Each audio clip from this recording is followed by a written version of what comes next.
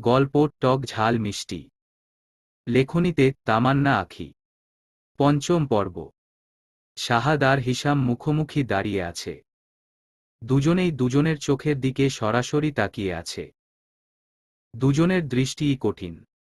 হিসামের দৃষ্টিতে কিছুটা আক্রোশ রয়েছে। তৃপ্তি আর কুহু দরজায় দাঁড়িয়ে ভয়ার্ত চোখে তাকিয়ে আছে। দুজনেরই শ্বাসরুদ্ধকর অবস্থা। তৃপ্তি আস্তে করে দরজাটা চাপিয়ে দিয়ে কুহুর হাত ধরে দূরে সরে এলো দরজা থেকে। একবার কুহুর দিকে তাকালো। শাহাদ এখানে আসার কারণ কি? ও কি জানে কুহু এখানে? জানলেও এত লোকজন নিয়ে এসেছে কেন? হিসাম আক্রোশ নিয়ে শাহাদের শীতল দৃষ্টিতে তাকিয়ে আছে। মাথার ভেতর রাগের আগুন যেন ফুলে ফেপে উঠছে। ইচ্ছে হচ্ছে শাহাদকে এক্ষুনি জ্বালিয়ে দিতে। সে শাহাদের চোখে চোখ রেখে বলল, এইভাবে আমার বাড়িতে ঢুকার কারণ কি? শাহাদ আর এক পা এগিয়ে হিসামের কাছাকাছি এলো। চোয়াল শক্ত করে বলল, আগে বাড়িতে ঢুকি, তারপর বুঝাচ্ছি কেন এসেছি। শাহাদ বড় বড় পা ফেলে বাড়ির সদর দরজার দিকে এগিয়ে গেল। জোরে ধাক্কা দিয়ে দরজা খুলল। কাঠের দরজা দেয়ালে লেগে বিকট শব্দ হল। কুহু তৃপ্তি দুজনেই চমকে গেল সেই শব্দে। একজন আরেকজনকে আরও চেপে ধরল। দুজনেই ভয়ার্ত চোখে তাকিয়ে দেখল শাহাদ আক্রমণাত্মক ভঙ্গিতে এসে ঘরে ঢুকেছে। শাহাদ ভিতরে ঢুকে এদিক ওদিক তাকাল। তার দৃষ্টি একবার দুতলা ঘুরে কুহু আর তৃপ্তির উপর পড়ল। কুহুকে এখানে দাঁড়িয়ে থাকতে দেখে শাহাদ স্তব্ধ হয়ে দাঁড়িয়ে গেল। বিস্ময় আর অবিশ্বাস নিয়ে কুহুর দিকে তাকিয়ে রইল। চোখে কুহুকে পাওয়ার আনন্দ আর কণ্ঠে বিস্ময় নিয়ে উচ্চারণ করল, কুহু। কুহু শাহাদের দিকে তাকিয়ে কেঁদে দিল। চোখ থেকে পানি গড়িয়ে পড়ল। শাহাদের দিকে ছুটে যেতে উদ্ধত হল। শাহাদও অস্থির হয়ে কুহুর দিকে ছুটে আসতে চাইল, কিন্তু বাদ সাধল হিসাম। সে দুজনের মাঝখানে এসে দাঁড়িয়ে পড়ল। শাহাদের দিকে তাকিয়ে জিজ্ঞেস করল, এটা ভদ্রলোকের বাড়ি, এখানে অভদ্রের মতো ঢুকার সাহস হলো কি করে? এক্ষুনি আমার বাড়ি থেকে বের হয়ে না গেলে আমি পুলিশ ডাকব। হিসামের দিকে তাকিয়ে শাহাদের দৃষ্টি পুনরায় কঠিন হয়ে গেল। রাগে অগ্নিশর্মা হয়ে বলল, অভদ্র আমি না, অভদ্র তোমার ভাই। তারপর ভিতরে নিয়ে আসা গার্ডদের সাথে দাঁড়ানো রাফি, লিমন আর শিহাবের দিকে আঙুল তাক করে বলল, তোমার ভাই এদেরকে সাথে নিয়ে একটা মেয়েকে কিডন্যাপ করেছে। আমি সেটারই বিচার করতে এসেছি। তোমার ভাইয়ের বিচার করতে এসেছি আমি। মঞ্জুরা বেগম শব্দ শুনে ঘরের বাইরে বের হয়ে এসেছেন। শব্দের উৎস খুঁজে ড্রয়িং রুমের কাছাকাছি আসতেই শাহাদকে দেখে তেলে বেগুনে জ্বলে উঠলেন। কোমরের ব্যথা থাকা সত্ত্বেও দ্রুত পা টেনে এগিয়ে আসলেন ড্রয়িং রুমে। শাহাদের শেষের কথাটা শুনতে পেয়ে বললেন, আমার ছেলের বিচার করার অধিকার তোকে কে দিয়েছে? তুই নিজেই তো একটা খুনি। তোর বিচার কে করবে? শাহাদ মঞ্জুরা বেগমের দিকে তাকাল। বৃদ্ধ মহিলা হেঁটে এসে হিসামের কাছাকাছি দাঁড়িয়েছেন। ঘৃণাপূর্ণ দৃষ্টিতে তাকিয়ে আছে শাহাদের দিকে। শাহাদ চোখ সরিয়ে তৃপ্তির হাত ধরে দাঁড়িয়ে থাকা কুহুর দিকে তাকাল। দুজনেরই চোখাচোখি হল। কুহু অবাক চোখে শাহাদের দিকে তাকিয়ে আছে। শাহাদ কুহুর দিকে তাকিয়ে বিব্রত অনুভব করল। দৃষ্টি সরিয়ে মঞ্জুরা বেগমের দিকে তাকাল। মহিলা এখনও রাগে ফুঁসছে। শাহাদকে আরও কিছু বলবে তার আগেই হিসাম বলল, আমার ভাইয়ের বিরুদ্ধে ষড়যন্ত্র করা হচ্ছে। চৌধুরী বাড়ির ছেলের নামে কুৎসা রটানো হচ্ছে। আমি সহ্য করব না এসব। তাহলে তোমার ভাইকে ডাকো, সে এসে বলুক যে এসব মিথ্যে। হিসাম রাগী চোখে কিছুক্ষণ শাহাদের দিকে তাকিয়ে রইল। তারপর দুতলার দিকে তাকিয়ে গলা ছেড়ে হাসিবকে ডাকল। হাসিব ঘরের ভেতর থেকে সেই ডাক স্পষ্ট শুনতে পেল। প্রচণ্ড ভয়ে সে খাটের কোণায় গিয়ে জড়সড় হয়ে বসে রইল। হিসামের সামনে দাঁড়ানোর সাহস তার নেই। সে নিচে গেলেই তো সব ফাঁস হয়ে যাবে। হিসাম কয়েকবার ডেকেও যখন হাসিবের সাড়া পেল না, তখন মঞ্জুরা বেগম বলল, সারাদিন পড়াশোনা করে ছেলেটা ক্লান্ত হয়ে ঘুমিয়ে গেছে। ওকে ডাকিস না। একটা খুনির কথায় কিছু যায় আসে না। ওকে এই বাড়ি থেকে বের কর। শাহাদ নিচের দিকে তাকিয়ে চোখ বন্ধ করে আবার খুলল। নিজেকে যথাসম্ভব সামলে নিয়ে মঞ্জুরা বেগমের দিকে তাকিয়ে বিনীত কণ্ঠে বলল, আপনি আমাকে মিথ্যা অপবাদ দিচ্ছেন।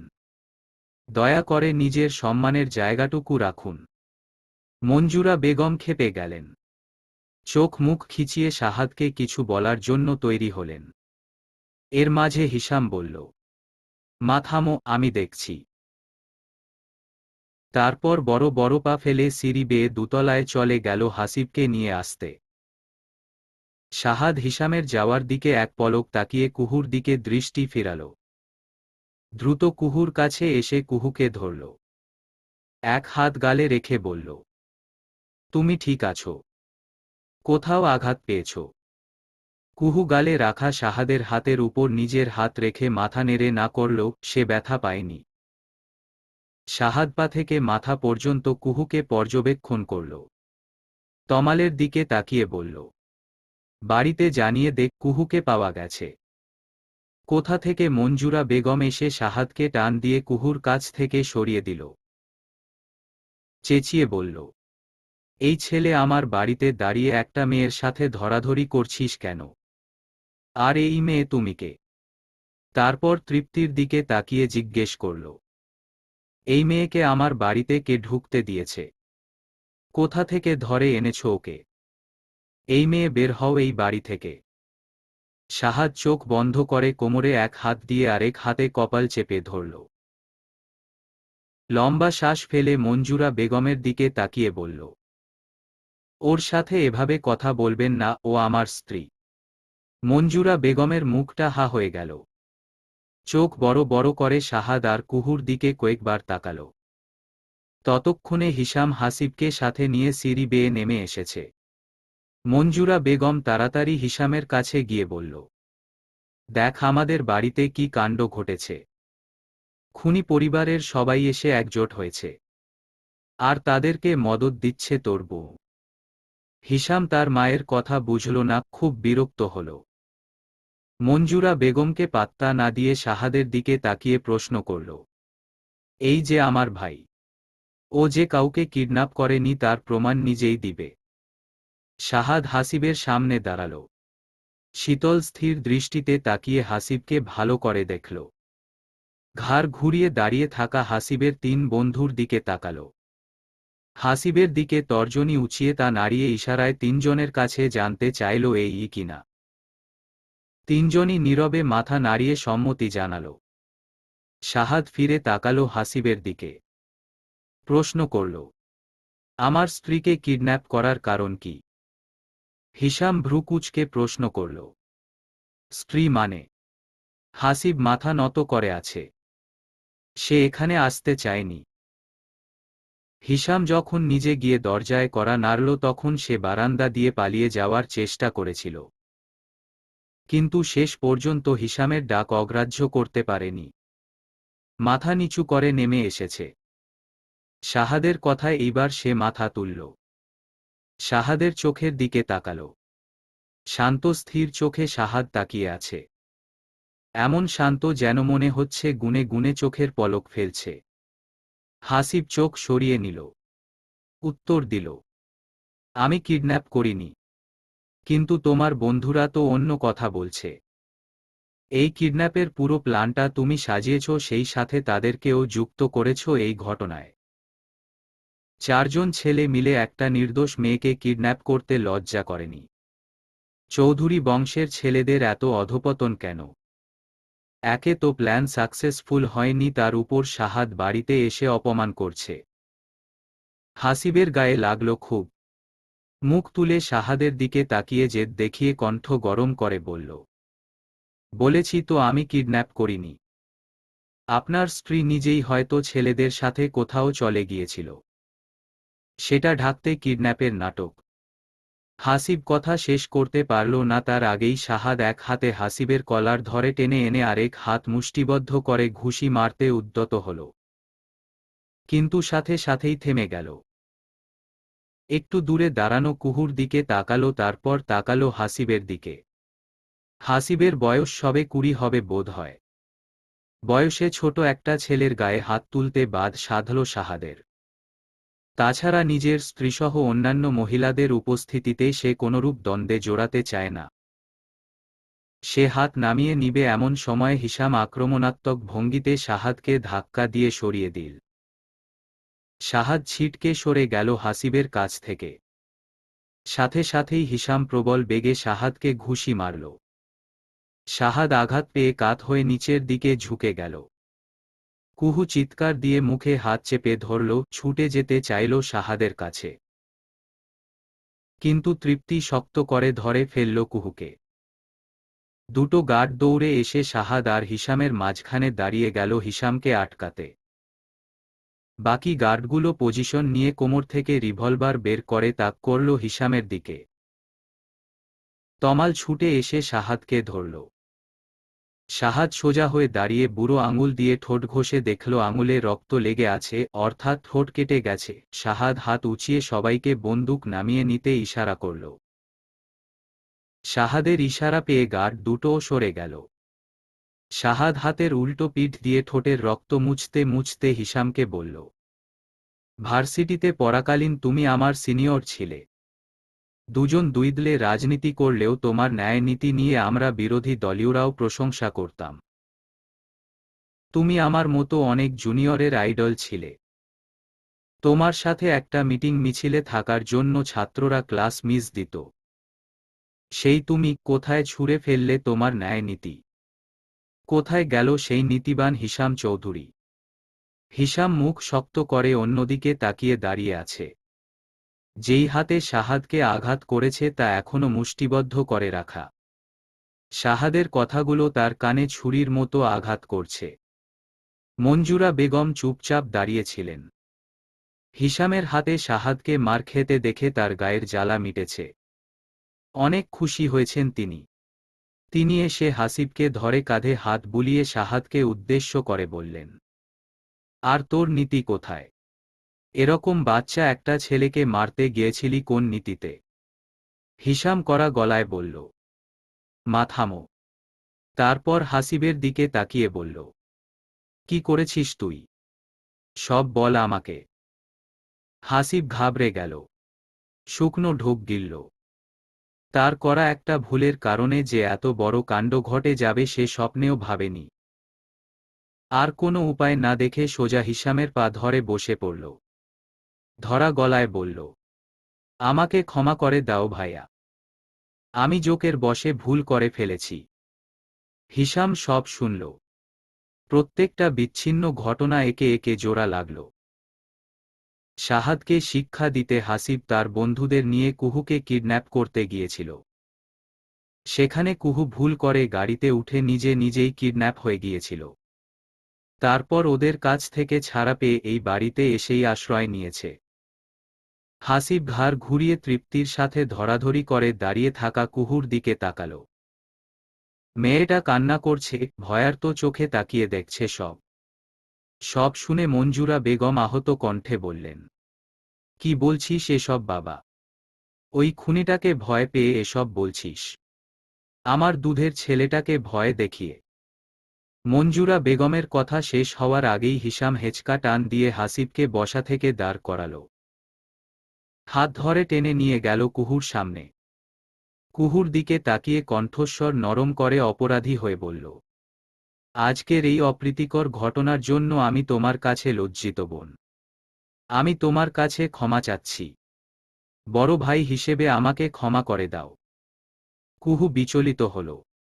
একটু আগে যেই লোক তার স্বামীকে আঘাত করেছে সেই লোকই আবার তাকে বোন ডেকে ক্ষমা চাইছে। সবকিছুই তার কাছে এলোমেলো লাগছে।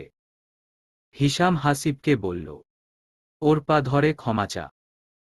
সাথে তোর বন্ধুদেরকেও ক্ষমা চাইতে বল। ভাইয়া প্লিজ। আমি। চুপ। একদম চুপ। হিশামের প্রকাণ্ড ধমকে হাসিবসহ উপস্থিত সবাই কেঁপে উঠল। হাসিবের বাকি বন্ধুরা নিজে থেকেই এগিয়ে এসে হাসিবের পাশে দাঁড়াল। তিনজনই কুহুর দিকে অপরাধী চোখে তাকালো একবার। এখানে এসে কুহুকে দেখে তিনজনই বর্ষর ধাক্কা খেয়েছিল। কুহু যে পালিয়ে এখানে চলে এসেছে তা কখনো তারা ভাবেনি। হিশাম আদেশের সুরে বলল, ওর পা ধরে ক্ষমা চাও সবাই। হাসিব ছাড়া বাকি তিনজন ভয়ে কুহুর পা ধরতে উদ্যত হল। কুহু সরে গিয়ে বলল, না না, এসব লাগবে না। শিহাব হাহাকার করে বলল, আপু, দোহাই লাগে, পা দুটো দিন, নয়তো আমাদের পাগুলো কাটা যাবে। শাহাদ কুহুর কাছে এসে ওদের দিকে তাকিয়ে বলল, তোমাদের সবার গার্ডিয়ান ডাকিয়ে তোমাদের কৃতকর্মের কথা জানানো হবে। এরপরেও যদি না শোধরাও তখন রিভলভারের গুলিগুলো মাটিতে না লেগে তোমাদের শরীরে লাগবে। তিনজনই মাথা নিচু করে দাঁড়িয়ে রইল, ভয়ে তাদের প্যান্ট ভিজে যাওয়ার অবস্থা। শাহাদ একবার হাসিবের দিকে তাকাল। হাসিব নিচের দিকে তাকিয়ে মুখ শক্ত করে দাঁড়িয়ে আছে। বুঝাই যাচ্ছে সে তার ব্যর্থতা মেনে নিতে পারছে না। শাহাদ চোখ সরিয়ে তৃপ্তির দিকে তাকিয়ে বলল, আমার স্ত্রীকে আশ্রয় দেওয়ার জন্য আপনাকে ধন্যবাদ। কোনোদিন যদি আমাকে প্রয়োজন হয় তবে যোগাযোগ করবেন। হিশামের দিকে একবার দৃষ্টিপাত করে কুহুকে নিয়ে বেরিয়ে গেল শাহাদ। হিশাম অন্যদিকে মুখ করে কিছুক্ষণ দাঁড়িয়ে রইল। তারপর বড় বড় পা ফেলে সিঁড়ি বেয়ে ঘরে চলে গেল। মঞ্জুরা বেগম হায় হুতাশ করে এগিয়ে এসে তৃপ্তিকে উদ্দেশ্য করে বলল, তোমার জন্য সব হয়েছে। তুমি ওই মেয়েকে আশ্রয় না দিলে এটা হতো না। দুই ভাইয়ের মাঝে দ্বন্দ্ব লাগিয়ে দিয়ে নিশ্চয়ই খুশি হয়েছ তুমি। সর্বনাশা মেয়ে। তৃপ্তি ঘৃণাপূর্ণ দৃষ্টিতে শাশুড়ির দিকে তাকাল। মানুষের মনে যে এত বিদ্বেষ থাকতে পারে এই মহিলাই তার প্রমাণ। তৃপ্তি শাশুড়িকে উপেক্ষা করে সিঁড়ি বেয়ে নিজের ঘরের দিকে যেতে লাগল। এই মুহূর্তে হিশামের সাথে থাকাটা জরুরি। মঞ্জুরা বেগম আরও তেতে উঠলেন। অগ্নি দৃষ্টি নিক্ষেপ করলেন তৃপ্তির যাওয়ার দিকে। দৃষ্টি সরিয়ে হাসিবের দিকে তাকিয়ে নরম কণ্ঠে বললেন, বাবা আমার, আমি জানি তোর দোষ নেই। ওই খুনি আর ওর বউ মিলে সব করেছে। হাসিব মায়ের কথায় সাড়া দিল না। চোখ মুখ শক্ত করে মুখ ফিরিয়ে নিজের ঘরের দিকে চলে গেল। ছেলের এহেন কাজে মঞ্জুরা বেগম কষ্ট পেলেন। মুখে আঁচল চেপে কান্না কান্না ভাব নিয়ে নিজের ঘরের দিকে চললেন। যাওয়ার সময় আড়াল থেকে তাকিয়ে থাকা কাজের লোকদের উদ্দেশ্য করে কিছু চেঁচামেচি করলেন, ধমকালেন।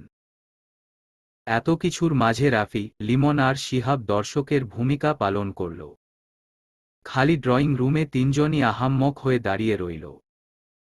আনিশা কান থেকে ফোন নামিয়ে বড় করে শ্বাস ফেলল। পাশে বসে থাকা রাহাত আগ্রহ নিয়ে জিজ্ঞেস করল, কি বলল ওরা? পেয়েছে কুহুকে। আনিশা রাহাতের দিকে তাকিয়ে মাথা নাড়াল, অর্থাৎ কুহুকে পাওয়া গেছে। রাহাত মৃদু হেসে আনিশার গালের পানি মুছে দিয়ে বলল, দেখেছ, বলেছিলাম না পেয়ে যাবে। সামনের সোফায় বসা সাহারা বেগম বললেন, তোরা এবার ঘরে গিয়ে শুয়ে পড়। এত দুশ্চিন্তার পর আনিশাকে অনেক ক্লান্ত লাগছে। রাহাত আনিশাকে বলল, তুমি ঘরে যাও, আমি আসছি। আনিশা ঘরে যাওয়ার জন্য উঠে দাঁড়াল। দুপা যেতেই ওর মাথাটা ঘুরে গেল।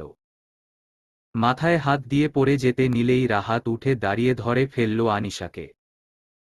রাহাতের বুকে আনিশা জ্ঞান হারাল। রাহাত অস্থির হয়ে আনিশাকে ঝাঁকাতে লাগল। সাহারা বেগম অস্থির হয়ে ছুটে আসলেন আনিশার দিকে। শাহাদ একমনে গাড়ি চালাচ্ছে, পাশে চুপচাপ বসে আছে কুহু।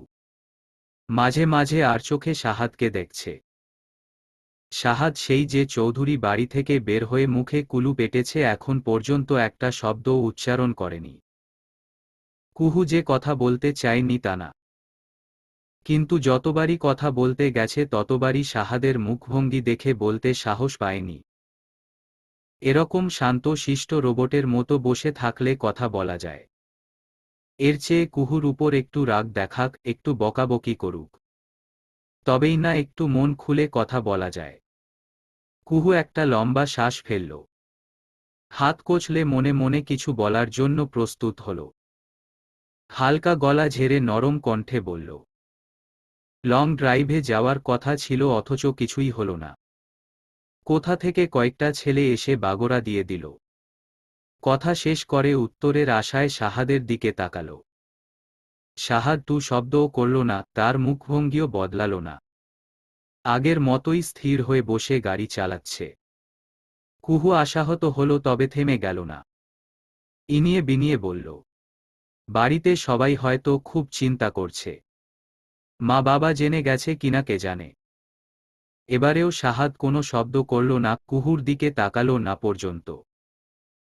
কুহুর চোখে মুখে অভিমান এসে ভর করল। অভিমানে চোখে পানি চলে এলো। চোখের পানি শাহাদকে দেখাবে না বলে মুখ ঘুরিয়ে জানালা দিয়ে বাইরের দিকে তাকিয়ে রইল। এত বড় ঘটনা ঘটল, কত বড় বিপদ গেল, এখন কি দুটো ভালো কথা বলা যায় না? থম মেরে বসে থাকার মানে কি? এখানে কি কুহুর দোষ ছিল? কুহুর ঠোঁট ভেঙে আসতে চাচ্ছে। চোখের কোনা কানায় কানায় পূর্ণ। দুটো পলক পড়তেও এক দু ফোঁটা গাল বেয়ে গড়িয়ে পড়ল। কুহু অতি সাবধানে সেই চোখের পানি তৎক্ষণাৎ মুছে নিল। কুহুর নাক টানার শব্দ শাহাদ একবার শুনতে পেয়েছে। গাড়ি চালানোর ফাঁকে আর চোখে একবার দেখেছে তার অঘটন পটিয়েছি স্ত্রীকে। কিন্তু কিছু বলেনি। এখন আর কিছু বলতে চায় না, ঠিকঠাকভাবে কুহুকে নিয়ে বাড়ি ফিরতে চায়। এমন সব কাণ্ড ঘটছে যে শাহাদ এখনো ভয় আছে। বাড়ি যাওয়ার পথে মাঝরাস্তায় কিছু হলেও সে অবাক হবে না। তাই সে যত দ্রুত সম্ভব বাড়ি পৌঁছাতে চায়। এরপর কুহুর বাড়ির বাইরে যাওয়া বন্ধ। পারলে কুহুর জন্য 24 ঘন্টা বডিগার্ডের ব্যবস্থা করবে। খান বাড়ির পরিবেশ থমথমে। মহিলারা সবাই একজন আরেকজনকে ধরে বসে আছে। বাড়ির পুরুষরা সদর দরজার কাছে পায়চারি করছে। শাহাদ কখন কুহুকে নিয়ে ফিরবে তার অপেক্ষা করছে সবাই। কুহুর মা শিরিনা বেগম এখনো কাঁদছেন। তাকে ধরে বসে আছে রেজিয়া সুলতানা। পাশেই জয়া বেগম। তার কোলে মাথা রেখে ঘুমিয়ে আছে রিদি। রাফা অন্য এক সোফায় কুলসুমা বেগমের কাঁধে মাথা দিয়ে চোখ বন্ধ করে আছে। কান্না করার কারণে জ্বলছে তার চোখ। তার পাশে বসে ওড়না মুখে চেপে কান্নাভেজা চোখে তাকিয়ে আছে মালা। কুলসুমা বেগম মলিন মুখে বসে আছেন। তার হাতে তসবি। তিনি হালকা ঠোঁট নেড়ে জিকির করছেন। আল্লাহর কাছে শুকরিয়া জানাচ্ছেন। কুহু কিডন্যাপ হওয়ার খবর শুনেই তিনি জায়নামাজে দাঁড়িয়েছিলেন আল্লাহর সাহায্য চাইতে। কুহুকে পাওয়া গেছে খবর পেয়েই তারপর জায়নামাজ থেকে উঠেছেন। বাড়ির পুরুষরা সদর দরজায় দাঁড়িয়ে আছে, কেউ কেউ পায়চারি করছে। দরজা খুলে রাখা হয়েছে। সবার দৃষ্টি গেটের দিকে। মোয়াজ্জেম হোসেন চাতক পাখির মতো গেটের দিকে তাকিয়ে আছেন। মেয়ের জন্য বুকটা হু হু করছে। একটা মাত্র আদরের মেয়ে, সেই মেয়ে কিনা এত বড় বিপদে পড়ল।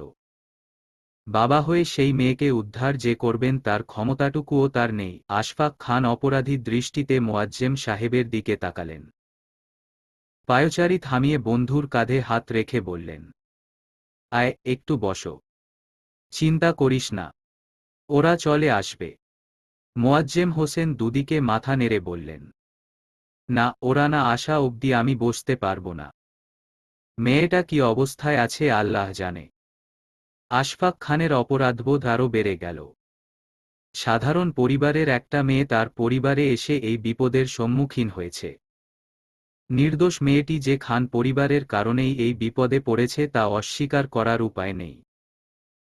আব্দুল গাফফার খান মোয়াজ্জেম সাহেবকে উদ্দেশ্য করে বললেন, তুমি আমার ছেলের সবচেয়ে কাছের বন্ধু।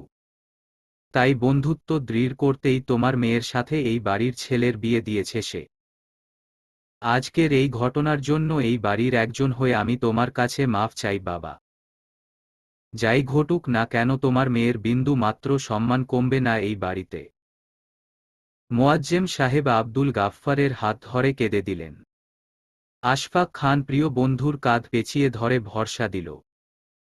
সদর দরজার বাইরে থেকে বাবাকে কাঁদতে দেখে জিয়াদের চোখেও পানি চলে এলো। শার্টের হাত দিয়ে পানি মুছে দৃষ্টি দিল গেটের দিকে। বোনের আসার অপেক্ষা করছে সে। 1-2 ঘন্টা আগেও এরকম দুর্ঘটনা ঘটতে পারে তা চিন্তাতেও আসেনি। রাতের খাবার শেষ করে পড়ায় মশগুল ছিল সে। তখনই নিচ থেকে তার মায়ের আর্তনাদ ভেসে আসল। কুহুর নাম ধরে চিৎকার করছেন তিনি। পরপর ভেসে আসল বাবার উত্তেজিত কণ্ঠ। জিয়াদ তৎক্ষণাৎ দৌড়ে নিচে এসে দেখল শিরিনা বেগম সোফায় বসে কাঁদছেন, তাকে ধরে রেখেছে জয়া বেগম।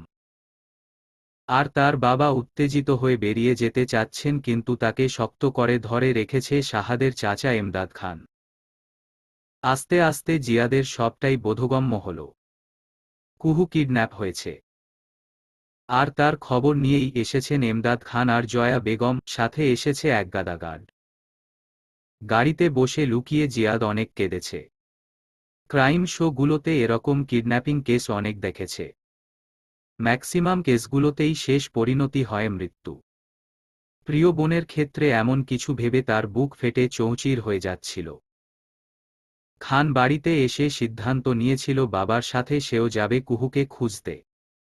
তখন তাদেরকে বুঝিয়ে সুঝিয়ে আটকে দেয়া হল। এরপরেই কুহুকে পাওয়ার খবর পাওয়া গেছে। জিয়াদের সমস্ত রাগ পড়েছে এই খান বাড়ির উপর। তার বোন তো কারো ক্ষতি করেনি, তাকে কেন কেউ কিডন্যাপ করবে? বরং খান বাড়ির বউ হওয়ার জন্যই তার বোনকে আজ এই বিভীষিকাময় অবস্থার সম্মুখীন হতে হল।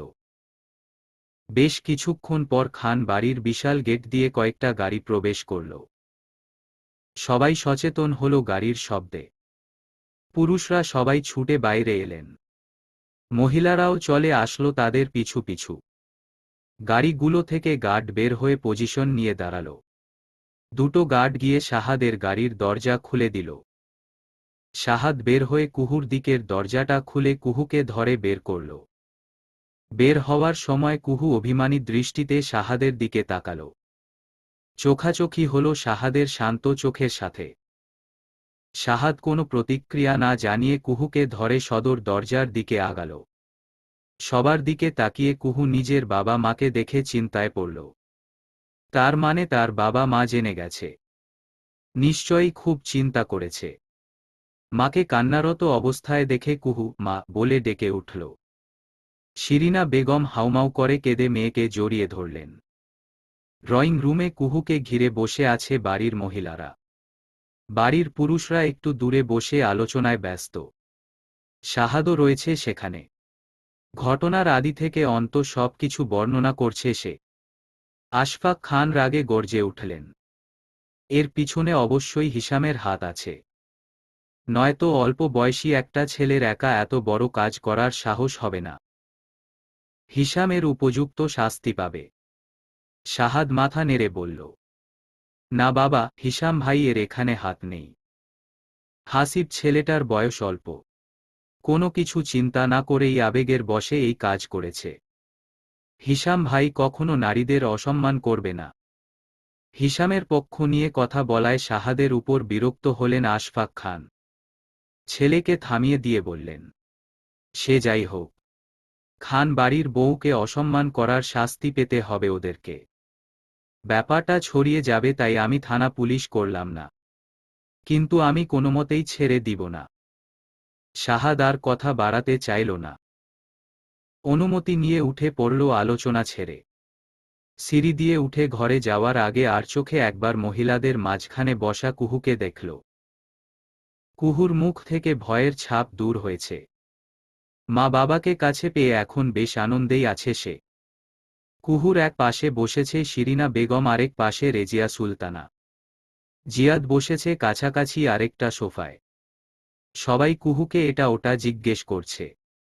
শিরিনা বেগম মেয়ের কোনো ক্ষতি হলো কিনা সেই ব্যাপারে নিশ্চিন্ত হলেন। সবার সাথে কথা শেষ করে কুহু তার মাকে নিয়ে ঘরে এলো। ঘরে এসে শাহাদকে খুঁজল। স্টাডিরুমের দরজা হালকা ফাঁক হয়ে আছে দেখে বুঝতে পারল শাহাদ এখন স্টাডি রুমে। শিরিনা বেগম বললেন, যা হাত মুখটা ধুয়ে আয়। এভাবে ঘুমাতে পারবি না। কুহু হতাশ কণ্ঠে বলল, শুধু হাত মুখ ধুয়ে আসলে হবে না মা, গোসলই করতে হবে। দেখো কি কাদা লেগেছে পায়ে। অসময়ে গোসল করলে জ্বর আসবে তো। আসবে না, তুমি বসো। আমি চট করে গোসল করে আসি। কুহু জামা কাপড় নিয়ে ওয়াশরুমে ঢুকে গেল। যতক্ষণ কুহু গোসল করল শিরিনা বেগম ওয়াশরুমের দরজার কাছে দাঁড়িয়ে রইলেন। মাঝে মাঝে কোনো সাড়া শব্দ না পেলেই চিন্তিত হয়ে কুহুকে ডাকলেন। কুহু বিরক্ত হয়ে তাকে বিছানায় বসতে বললেও তিনি ঠায় দাঁড়িয়ে রইলেন। সদ্য বিপদ থেকে মুক্তি পাওয়া মেয়েকে একা একা ছেড়ে দিবেন কি করে? কুহু বের হয়ে আসলে তাকে বিছানায় বসিয়ে আদর করে চুল মুছিয়ে দিলেন। অনেক দিন পর মায়ের আদর পেয়ে কুহু গলে গেল। মায়ের কোমর জড়িয়ে ধরে বলল, তোমাদের খুব মিস করি মা। শিরিনা বেগমের বুকের ভেতরটা মেয়ের জন্য কেঁপে উঠল। শ্বাস ছেড়ে কুহুর চুল মুছিয়ে দিয়ে বললেন, সংসার করতে এসে এসব বললে চলবে না। স্বামী সহ শ্বশুর বাড়ির সবার মন জুগিয়ে চলতে হবে, বুঝেছ? কুহু মাথা নেড়ে সায় জানাল। শিরিনা বেগম কুহুকে তাড়াতাড়ি শুয়ে পড়তে বলে চলে গেলেন। কুহু নিঃশব্দে স্টাডি রুমের দরজা খুলে ভিতরে উকি দিল। বিশাল টেবিলের অপর প্রান্তে ফোমের চেয়ারে গা ডুবিয়ে বসে আছে শাহাদ। চেয়ারে মাথা হেলিয়ে দিয়ে চোখ বন্ধ করে আছে। কুহু দেখল তার পরনে টি শার্ট ট্রাউজার। নিশ্চয়ই আগে ভাগেই গোসল সেরে নিয়েছে। কুহুর একবার ডাক দিতে ইচ্ছে হলো শাহাদকে, কিন্তু দিল না। শাহাদের করা আচরণে এখনো তার মনে অভিমান জমে আছে। তাই ডাক না দিয়েই মুখ ফিরিয়ে চলে যেতে নিলেই শাহাদ বলে উঠল, উকি মেরে আবার চলে যাচ্ছ কেন? কুহু চমকে ফিরে তাকাল। দেখল শাহাদ চোখ মেলে তাকিয়ে আছে। ইশারা দিয়ে কুহুকে ডাকল। কুহু যাবে না করেও অভিমানী মুখ করে পায়ে পায়ে এগিয়ে চলল শাহাদের দিকে। হাতের আঙুলে ওড়না পেঁচিয়ে অন্যদিকে মুখ করে দূরত্ব বজায় রেখে দাঁড়াল। শাহাদ বলল, আরেকটু কাছে আসো। কুহু চোখে মুখে অনীহা ফুটিয়ে আরেকটু কাছাকাছি গেল। এইবার শাহাদ সোজা হয়ে বসে হ্যাচকা টান দিয়ে কুহুকে নিজের কাছে টেনে নিল। নিজের কোলে বসাল। কুহু চমকে গিয়ে শাহাদের গলা জড়িয়ে ধরল। শাহাদ কুহুর অর্ধ ভেজা চুলে আঙুল ছুঁয়ে বলল, গোসল করেছ? হ্যাঁ। হুম। গুড। শাহাদ বসা থেকে কুহুকে কোলে নিয়ে উঠে দাঁড়ালো, পা বাড়ালো বেডরুমের দিকে। কুহুকে বিছানায় বসিয়ে দিয়ে লাইট নিভিয়ে দিল। তারপর কুহুকে শক্ত করে জড়িয়ে ধরে শুয়ে পড়ল। কুহু শাহাদের বুকে নাক ঘষে বলল, আমার উপর রাগ করেছেন? না। ভয় পেয়েছিলাম খুব। আতঙ্কগ্রস্ত ছিলাম। এমন বোকা মেয়ে বিয়ে করেছি তা কি আর জানতাম? আর আমিও যে এমন ধীর গতির মানুষকে বিয়ে করেছি তা কি আর জানতাম? খুঁজে বের করতেই কত সময় লাগিয়ে দিল। শাহাদ চোখ খুলে কুহুর দিকে তাকাল। মৃদু হেসে কুহুর গাল টেনে বলল, যে মেয়ে নিজে থেকে কিডন্যাপারদের গাড়িতে গিয়ে চড়ে বসে তার সাথে কথা বলে পারবো না। সাংঘাতিক মেয়ে তুমি। কুহু ঠোঁট ফুলিয়ে তাকালো শাহাদের দিকে। শাহাদ গভীর চুম্বন করল কুহুর কপালে। কুহু জড়ানো কণ্ঠে বলল, ঘুমাবেন না? আর 2-1 ঘন্টা পরেই ভোর হবে। এই সময়টা তোমাকে ঘুমাতে দিব না। কুহু দুদিকে প্রবল মাথা নেড়ে নিঃশব্দে না বুঝাল। শাহাদ তাকে আর করল না। দুষ্টু হেসে কুহুকে জাগিয়ে রাখার কার্যক্রম শুরু করে দিল। তৃপ্তি চিন্তিত মুখে বিছানায় বসে আছে। বিছানার উপর রিশাম ঘুমুচ্ছে। এত গণ্ডগোলেও যে ছেলেটির ঘুম ভাঙ্গেনি এটাই আশ্চর্যের বিষয়। ছেলের মাথায় হাত বুলিয়ে বারান্দার দিকে তাকাল। সেখানে ইজি চেয়ারে হিশাম চোখ বন্ধ করে গা এলিয়ে বসে আছে।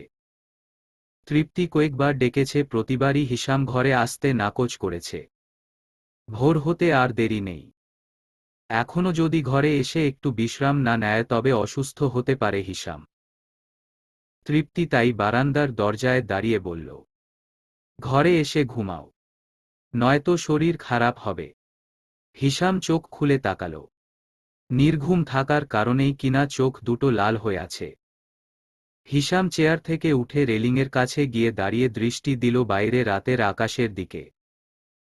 তৃপ্তি পাশে দাঁড়িয়ে কাঁধে হাত রেখে বলল, আমি জানি তোমার ভেতর কি চলছে, কিন্তু যা হয়েছে তা আর বদলাবে না, তাই ভুলে যাও। আমার ভাই হয়ে হাসিব একটা নির্দোষ মেয়ের উপর কিভাবে অন্যায় করতে পারল? ওর কি বিবেক বুদ্ধি সব লোপ পেয়েছে? অন্যায় তো তুমিও করেছ। শাহাদকে বিনা দোষে চর মেরে অন্যায় করনি। হিশাম অপরাধী দৃষ্টিতে তৃপ্তির দিকে তাকাল।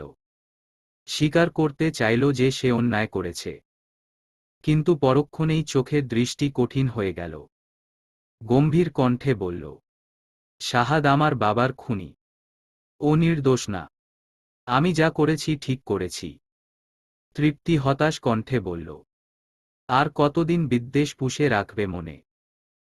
দেখলে তো তোমাদের প্রতিশোধপরায়ণতার জন্য হাসিব কত বড় অন্যায় করেছে। তুমি এমন করলে ও তো আরও বেপরোয়া হবে।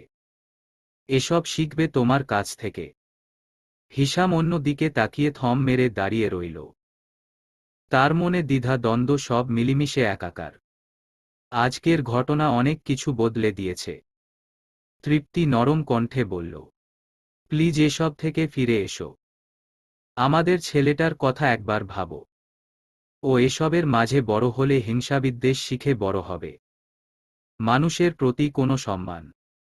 তৃপ্তির কথা শেষ হওয়ার আগেই হিশাম ঝড়ের বেগে ঘরে ঢুকে রিশামের পাশে শুয়ে পড়ল। আলতো করে জড়িয়ে ধরল রিশামকে। হিশামের ব্যবহারে তৃপ্তি হতাশ হল না। সে জানে হিশামের নরম মন এখন প্রতিশোধের নেশায় ঢেকে আছে, এই নেশা কাটাতে পারলেই সব ঠিক হয়ে যাবে। খান বাড়িতে উৎসবমুখর পরিবেশে সবাই আনন্দ করছে।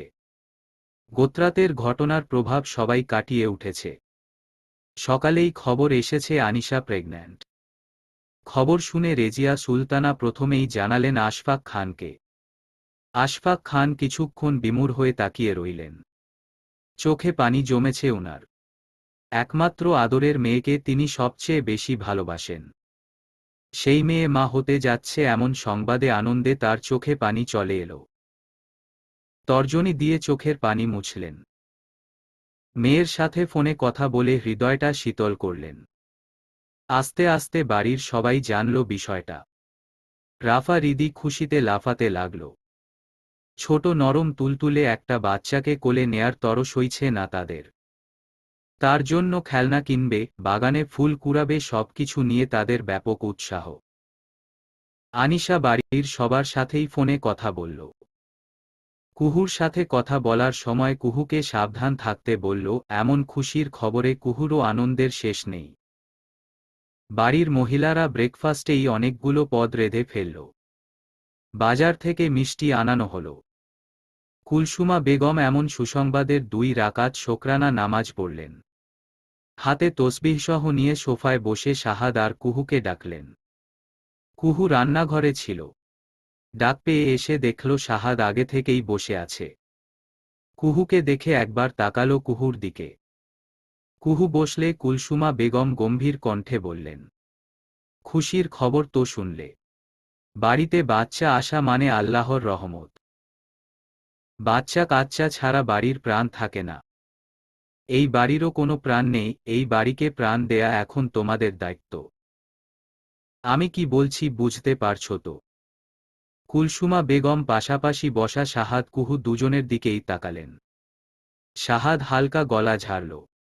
বিনয়ের সাথে বলল, বাবার সাথে দেখা করার কথা ছিল, আমি আসছি। শাহাদ উঠে চলে গেল, পালিয়ে যাওয়া যাকে বলে আর কি। কুহু আর চোখে তাকিয়ে শাহাদের যাওয়া দেখল। কেমন স্বার্থপর লোক। বউকে ফাঁসিয়ে দিয়ে নিজে ঠিকই কেটে পড়েছে। কুলসুমা বেগম কুহুকে উদ্দেশ্য করে বললেন, পুরুষ মানুষের এসবে তেমন মন থাকে না। এসব নিয়ে মেয়েদেরকেই ভাবতে হবে। শোনো নাতবউ, আমি আমার বাড়িতে একটা বাচ্চা চাই। যেভাবেই হোক তার ব্যবস্থা কর, যত তাড়াতাড়ি সম্ভব। কুহু ওড়না হাতে প্যাঁচাতে প্যাঁচাতে মাথা হেলিয়ে সায় দিল।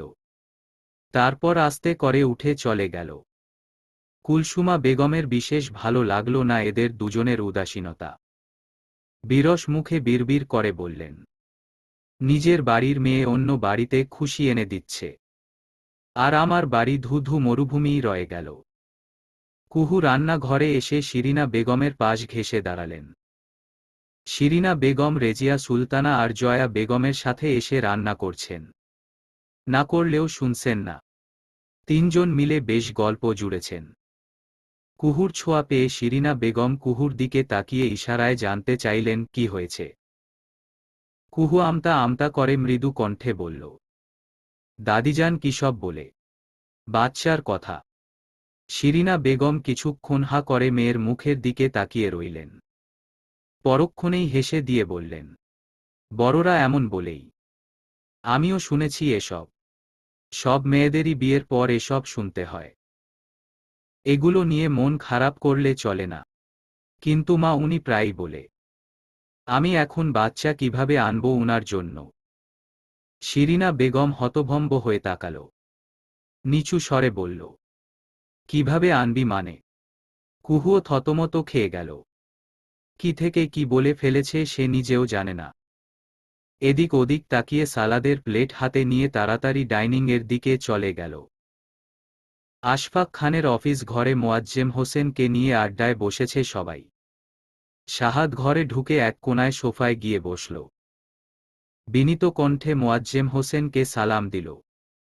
মোয়াজ্জেম হোসেন সবার দিকে একবার তাকিয়ে আব্দুল গাফফার খানকে উদ্দেশ্য করে অনুরোধের সুরে বলল, আমি একটা আবদার করতে চাই, যদি আপনি অনুমতি দেন। আব্দুল গাফফার খান মাথা নেড়ে অনুমতি দিলেন। মোয়াজ্জেম হোসেন বললেন, বিয়ের পর মেয়েটা আর বাপের বাড়িতে যায়নি।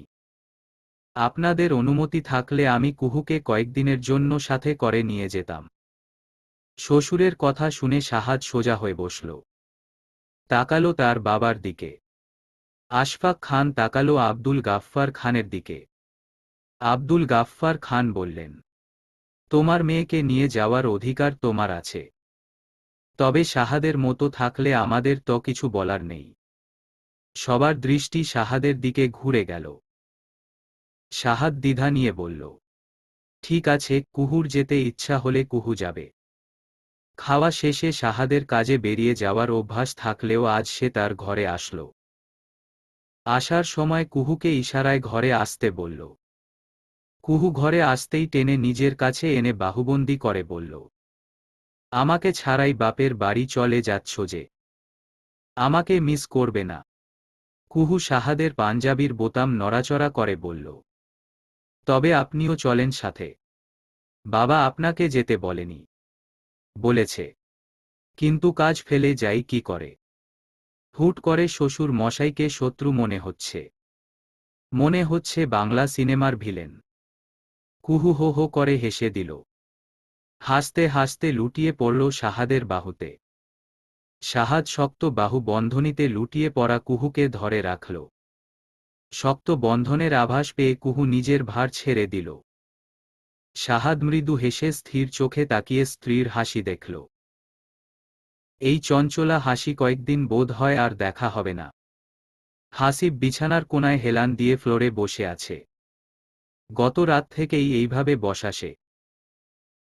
মাঝখানে একবার এইভাবে বসে খাটে মাথা দিয়ে ঘন্টা দুয়েকের জন্য ঘুমিয়েছিল। সকালে ঘুম ভেঙেছে তার মায়ের ডাকে। তৃপ্তিও ডেকে গেছে কয়েকবার, কিন্তু হাসিব দরজা খুলেনি। এইভাবেই বসে আছে। হিসামের মুখোমুখি হতে সাহস পাচ্ছে না। জেদের বসে এত বড় কাজটা করার সময় তার তেমন কিছু মনে হয়নি, কিন্তু এখন সে নিজের ভুল বুঝতে পারছে। সে যে একটা নির্দোষ মেয়ের কত বড় ক্ষতি করতে যাচ্ছিল তা বুঝতে পারছে। মেয়েটা যে সামাজিকভাবে কত বড় অপমানের মুখোমুখি হতো তা বুঝতে পেরে ভেতরে ভেতরে গুমড়ে মরে যাচ্ছে। চৌধুরী বাড়ির সম্মান সে ধুলোয় মিশিয়ে দিয়েছে। শাহাদ খানের উপর প্রতিশোধ নিতে গিয়ে শাহাদ খানের কাছে হিসামকে অপমানিত করেছে সে। এত সব চিন্তা করে মাথার চুল টেনে ধরল। দরজার শব্দে মাথা তুলে তাকাল। তৃপ্তি ডাকছে। সাথে এসেছে রিশাম। আধো আধো কণ্ঠে চাচু বলে সম্বোধন করে ডাকছে। হাসিব এখন আর বসে থাকতে পারল না, উঠে গিয়ে খুলে দিল দরজা। রিশাম হাসিবকে দেখে হাসল। হাত বাড়িয়ে দিল হাসিবের দিকে। হাসিব রিশামকে কোলে তুলে গালে চুমু খেল। তৃপ্তি বলল, ফ্রেশ হয়ে খেতে এসো, সকাল গড়িয়ে দুপুর হচ্ছে। হাসিব অপরাধী চোখে তাকাল। এদিক ওদিক তাকিয়ে কিছু দেখল। হাসিবের মনোভাব বুঝতে পেরে তৃপ্তি বলল, তোমার ভাই নেই বাড়িতে, একটু আগেই বেরিয়েছে। এই কথা শুনে হাসিব যেন কিছুটা সহজ হল। রিশামকে কোলে নিয়েই ঘরে ঢুকে গেল। রিশামকে সাথে নিয়েই ফ্রেশ হবে সে। মোয়াজ্জেম আলী উপরের পাটির দাঁত দিয়ে জিভের কাটা জায়গাটায় আনমনে স্পর্শ করছে। তার চোখের দৃষ্টি ক্রোধে পরিপূর্ণ। হয়তো শাহাদের জিভ কাটার দৃশ্যটা মনে পড়ছে। নাইমুর বিরস মুখে মোয়াজ্জেম আলীর দিকে তাকিয়ে থেকে প্রশ্ন করল, হিশাম চৌধুরী কখন আসবে? এভাবে সময় নষ্ট করলে আমার চলে না। এই সময়টাতে কয়েকটা মামলা ডিসমিস করতে পারতাম। মোয়াজ্জেম আলী অমায়িক হেসে বলল, হিশাম আসুক, এই সময়টাতে আমরা একটু গল্পটল্প করলে অসুবিধা কি? নাইমুরের মুখ কুঁচকে গেল। বলল, আপনার সাথে গল্পটল্প আবার কি করব? আপনি কি আমার প্রেমিকা? মোয়াজ্জেম আলী জিভে কামড় দিলেন। বললেন, নাউজুবিল্লাহ। আমি গল্প করি টাকার সাথে। টাকা ফেলবেন, কাজ করব। চোখের পলকে খুন করে লাশ ভ্যানিশ করে দিব। যত টাকা তত খুন। কিন্তু হিশামের কাছ থেকে টাকা নিয়েও তো তুমি কিছু করতে পারলে না। শাহাদ খানের একটা চুলো তো ছিঁড়তে পারলে না। উল্টা শুনলাম শাহাদ খানই তোমার এক লোককে নিজের বিশ্বস্ত বানিয়েছে। সেই লোক তোমার সমস্ত সিক্রেট ফাঁস করবে শাহাদের কাছে। সেই হিসেবে তোমাকে এখন কাজ দেয়াই তো লস প্রজেক্ট। নাইমুর কড়া চোখে তাকাল। তার চেয়ারের দুই পাশে দুজন চামচা দাঁড়ানো। তাদের সামনে এরকম অপমান সে গিলতে পারছে না। চোয়াল শক্ত করে বলল, এসব আমি হিশাম চৌধুরীর সাথে বুঝব, আপনার সাথে না। এখন থেকে আমার সাথে বুঝবে। আমি এই দলের সিনিয়র নেতা। হিশাম আমার পরামর্শে চলে। তুমিও চলবে। বুড়া মানুষ, একটা টিপ দিলেই দুনিয়ার খেল খতম। আর আপনি কিনা আমাকে পরামর্শ দেখান। মোয়াজ্জেম আলী থতমত খেল। আবারও অমায়িক হেসে বলল, না না, আমরা তো একই দলের। আমাদের মতো লোকদের পরামর্শ করে চলতে হবে। না হলে শাহাদ খান আর হিশাম চৌধুরী এদের জন্য খেটে খুঁটেও শেষে লস আমাদেরই। মানে? মোয়াজ্জেম আলী একটু এগিয়ে বসল। চাপাস্বরে ষড়যন্ত্র করার সুরে বলল, অন্যের কামড়াকামড়িতে সাহায্য করে আমাদের কি লাভ বলো? তার চেয়ে ওদেরকে কামড়াকামড়ি করতে দিয়ে আমাদের আখের গোছানো ভালো না? এই যেমন ধর, তোমার দরকার টাকা, আমার দরকার এলাকার এমপির পদ। আমি একা করার চেয়ে দুজনে মিলে মিশে দুটো জিনিস বাজেয়াপ্ত করতে সহজ হবে না? হিশাম চৌধুরী এলাকার এমপি হলে অবৈধ ব্যবসা বাণিজ্য দিয়ে বেশি টাকা তো কামাতে পারবা না। নাইমুর ভ্রু কুঁচকে তাকিয়ে আছে মোয়াজ্জেম আলীর দিকে। এই লোক এক দল থেকে অন্য দলে কেন এসেছে এখন সে বুঝতে পারছে। হিশামের প্রতি বিশ্বস্ত থাকলে এক্ষুনি গুলি করে এর ভবলীলা সাঙ্গ করে দিত। কিন্তু দলাদলিতে তার কোনো আগ্রহ নেই। তার দরকার টাকা আর এই শহরের আন্ডারওয়ার্ল্ডের পূর্ণ ক্ষমতা। এটা যদি মোয়াজ্জেম আলীকে দিয়ে আসে তাতেও তার অসুবিধা নেই। রাতে বাড়ি ফিরে শাহাদের বড্ড সমস্যা হল। একা ঘরে তেমন ভালো লাগল না। সে চলে এলো তার স্টাডি রুমে। এখানেও ভালো লাগছে না। কুহু থাকাকালীন স্টাডি রুমে বসে কাজ করলেও বেডরুম থেকে কুহুর হাসির শব্দ আসত। গ্রুপ কলে বান্ধবীদের সাথে আড্ডা দেয়ার আওয়াজ পাওয়া যেত। কিন্তু এখন একদম নীরব। অথচ কয়েক মাস আগেও সে এরকম একা ঘরেই থেকেছে, এরকম নীরবতাই ছিল তার প্রিয়। কিন্তু এখন কেমন দমবন্ধ লাগছে। বিয়ে করে আরও যন্ত্রণা হয়েছে। শাহাদ কিছুক্ষণ পায়চারি করল। ঘরে গিয়ে শূন্য বিছানার দিকে তাকিয়ে রইল। কুহু থাকলে এখন বিছানায় উপুর হয়ে শুয়ে ফোন টিপত। শাহাদ মাইন্ড ফ্রেশ করার জন্য বারান্দায় গিয়ে দাঁড়াল। একদিনও হয়নি বউ বাপের বাড়ি গেছে, এখনই এরকম অবস্থা হলে বাকি দিনগুলো কিভাবে থাকবে? ঘড়িতে দেখল রাত 11টা বাজে। এখন কি যাবে কুহুর বাড়িতে? ওর বাবা মা তো যেতে বলে দিয়েছে, কিন্তু এভাবে যাওয়া কি উচিত? নির্লজ্জ দেখাবে না? শাহাদ মন থেকে এই ব্যাপারটা ঝেড়ে ফেলে দিল। পুরুষ মানুষের নির্লজ্জ হওয়া উচিত না। এই ধরনের কাজ সে কোনোদিন করবে না। যেতে হলে কাল সকালে গিয়ে কুহুকে চোখের দেখা দেখে চলে আসবে। এরকম চিন্তা করে শাহাদ লাইট অফ করে ফাঁকা বিছানায় শুয়ে পড়ল। এর 5 মিনিটের ব্যবধানে খান বাড়ির ড্রাইভওয়েতে শাহাদকে গাড়ি নিয়ে বেরিয়ে যেতে দেখা গেল। ফাঁকা রাস্তায় এক টানে গাড়ি নিয়ে চলে এলো কুহুর বাড়ির সামনে। গাড়ি থেকে নেমে কুহুর ঘরের বারান্দার দিকে তাকাল। বিয়ের দিন এই বারান্দাতেই কুহু এসে দাঁড়িয়েছিল। একটু ভেবে পকেট থেকে ফোন বের করে কল করল কুহুকে। কল ধরল না কেউ। কয়েকটা কল দেওয়ার পর অস্থির লাগতে শুরু করল। গেটের সামনে পায়চারি করতে করতে আরও একটা কল দিল। কল রিসিভ হলো এইবার। শাহাদ যেন হাতে আকাশের চাঁদ পেল। অস্থির হয়ে বলল, কোথায় ছিলে তুমি? কল ধরছ না কেন?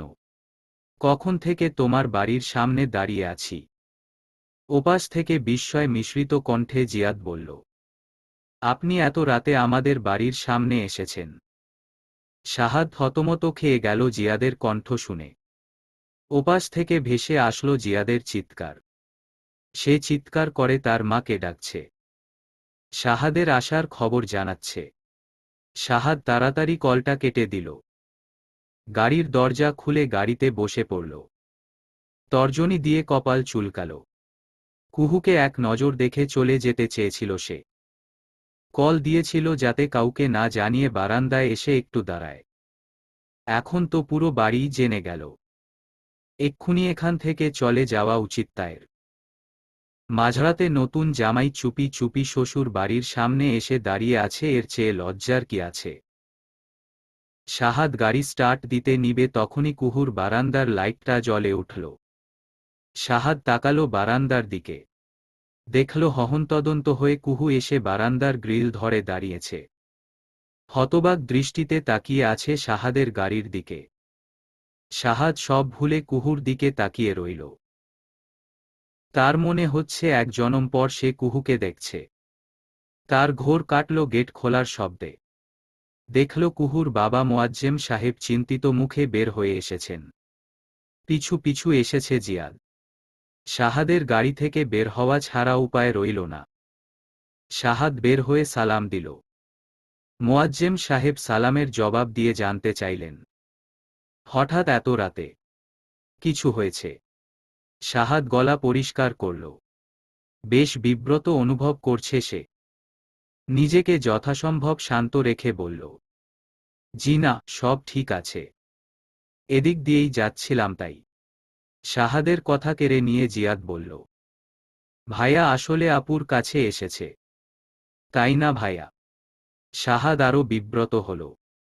একবার জিয়াদের দিকে আরেকবার মোয়াজ্জেম সাহেবের দিকে তাকাল। মোয়াজ্জেম সাহেব এতক্ষণে পুরো ব্যাপারটা বুঝতে পারলেন।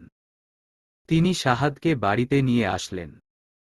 শিরিনা বেগম ব্যস্ত হয়ে পড়লেন মেয়ে জামাইকে আপ্যায়ন করতে। কুহু নিচে নেমে আসল। তার বিস্ময় যেন কাটছেই না। শাহাদ রাতে খেয়ে আসলেও শিরিনা বেগমের অনুরোধে আরেকবার খেতে হল তাকে। তার সংকোচের সীমা রইল না।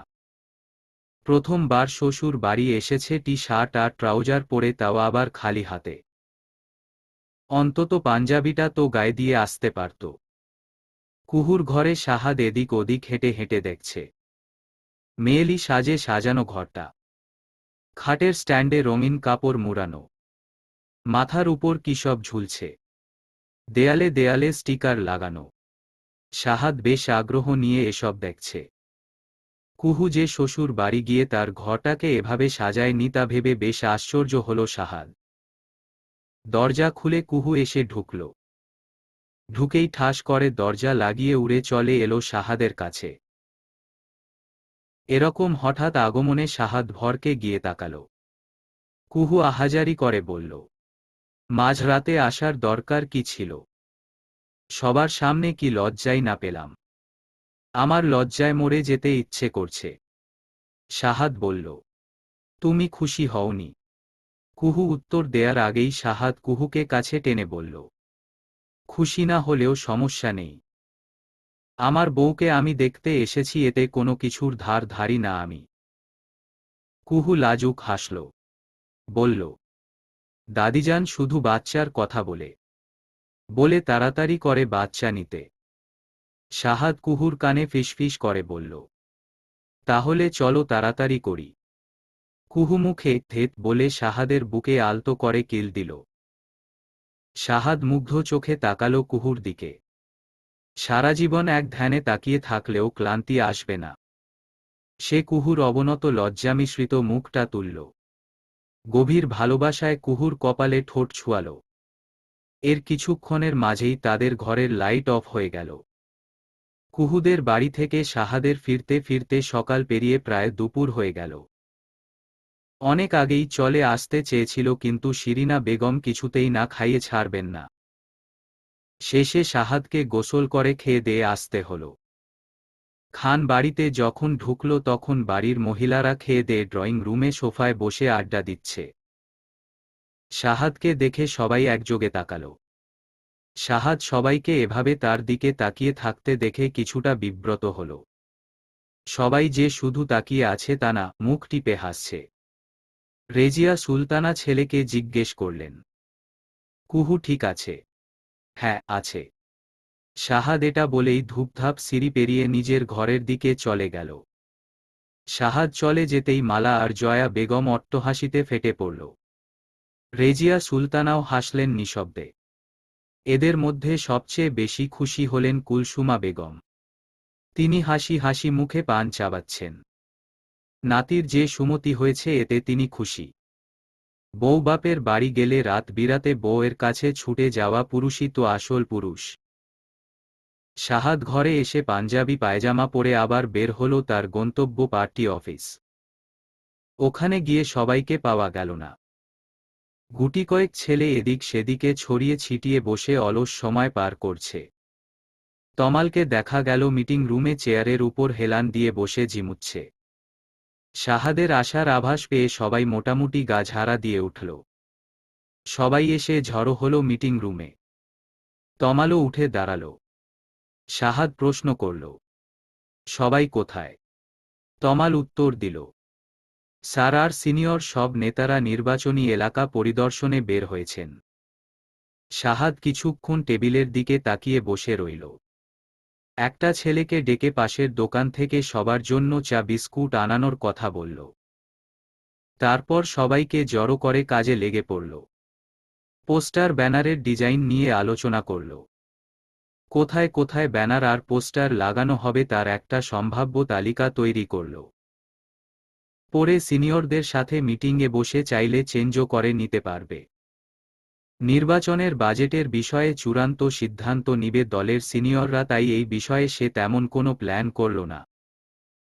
কোন এলাকায় কখন নির্বাচনী প্রচারণায় যাবে তার লিস্ট করল। মিছিলের স্লোগান কেমন হবে তা ছেলেদেরকে নিয়ে ঠিক করল। কোন স্লোগান কেমন লাগবে তা ছেলেরা স্লোগান প্র্যাকটিস করেও দেখল। এসব করে করেই শাহাদের সারাদিন পার হল।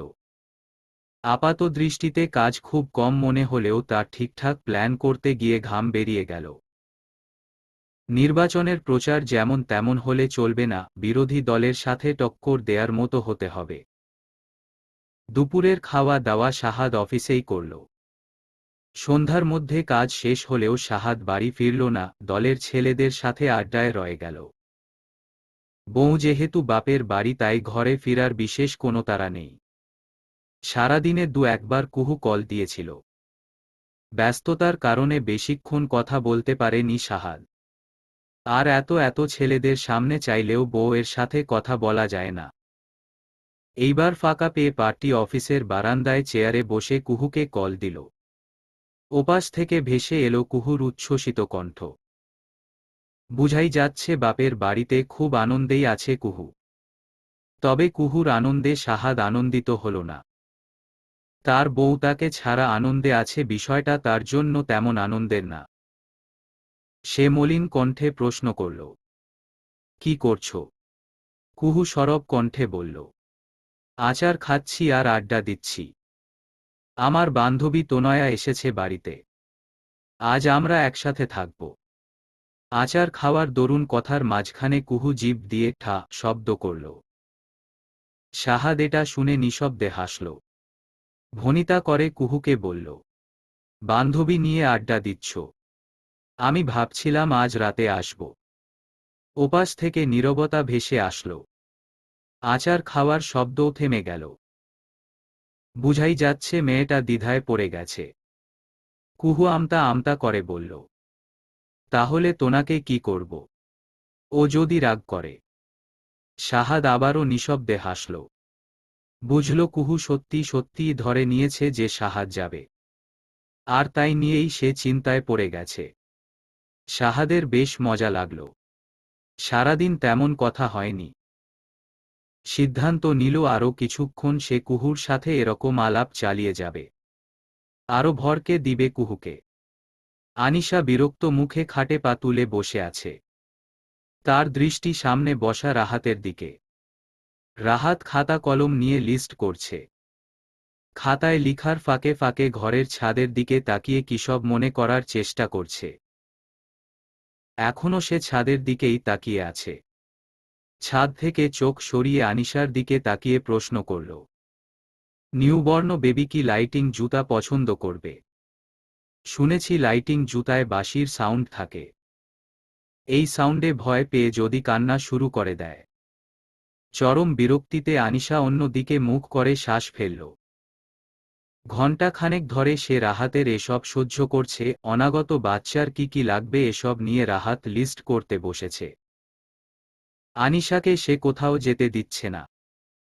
তার কথা হচ্ছে বাবা মা দুজনকেই একসাথে আলোচনা করে লিস্ট করতে হবে, তাই আনিশাকে অবশ্যই থাকতে হবে। আনিশা মুখ ঘুরিয়ে রাহাতের দিকে তাকিয়ে বলল, নিউবর্ন বেবি হাঁটতেই তো পারবে না, তাহলে জুতার শব্দ কিভাবে হবে?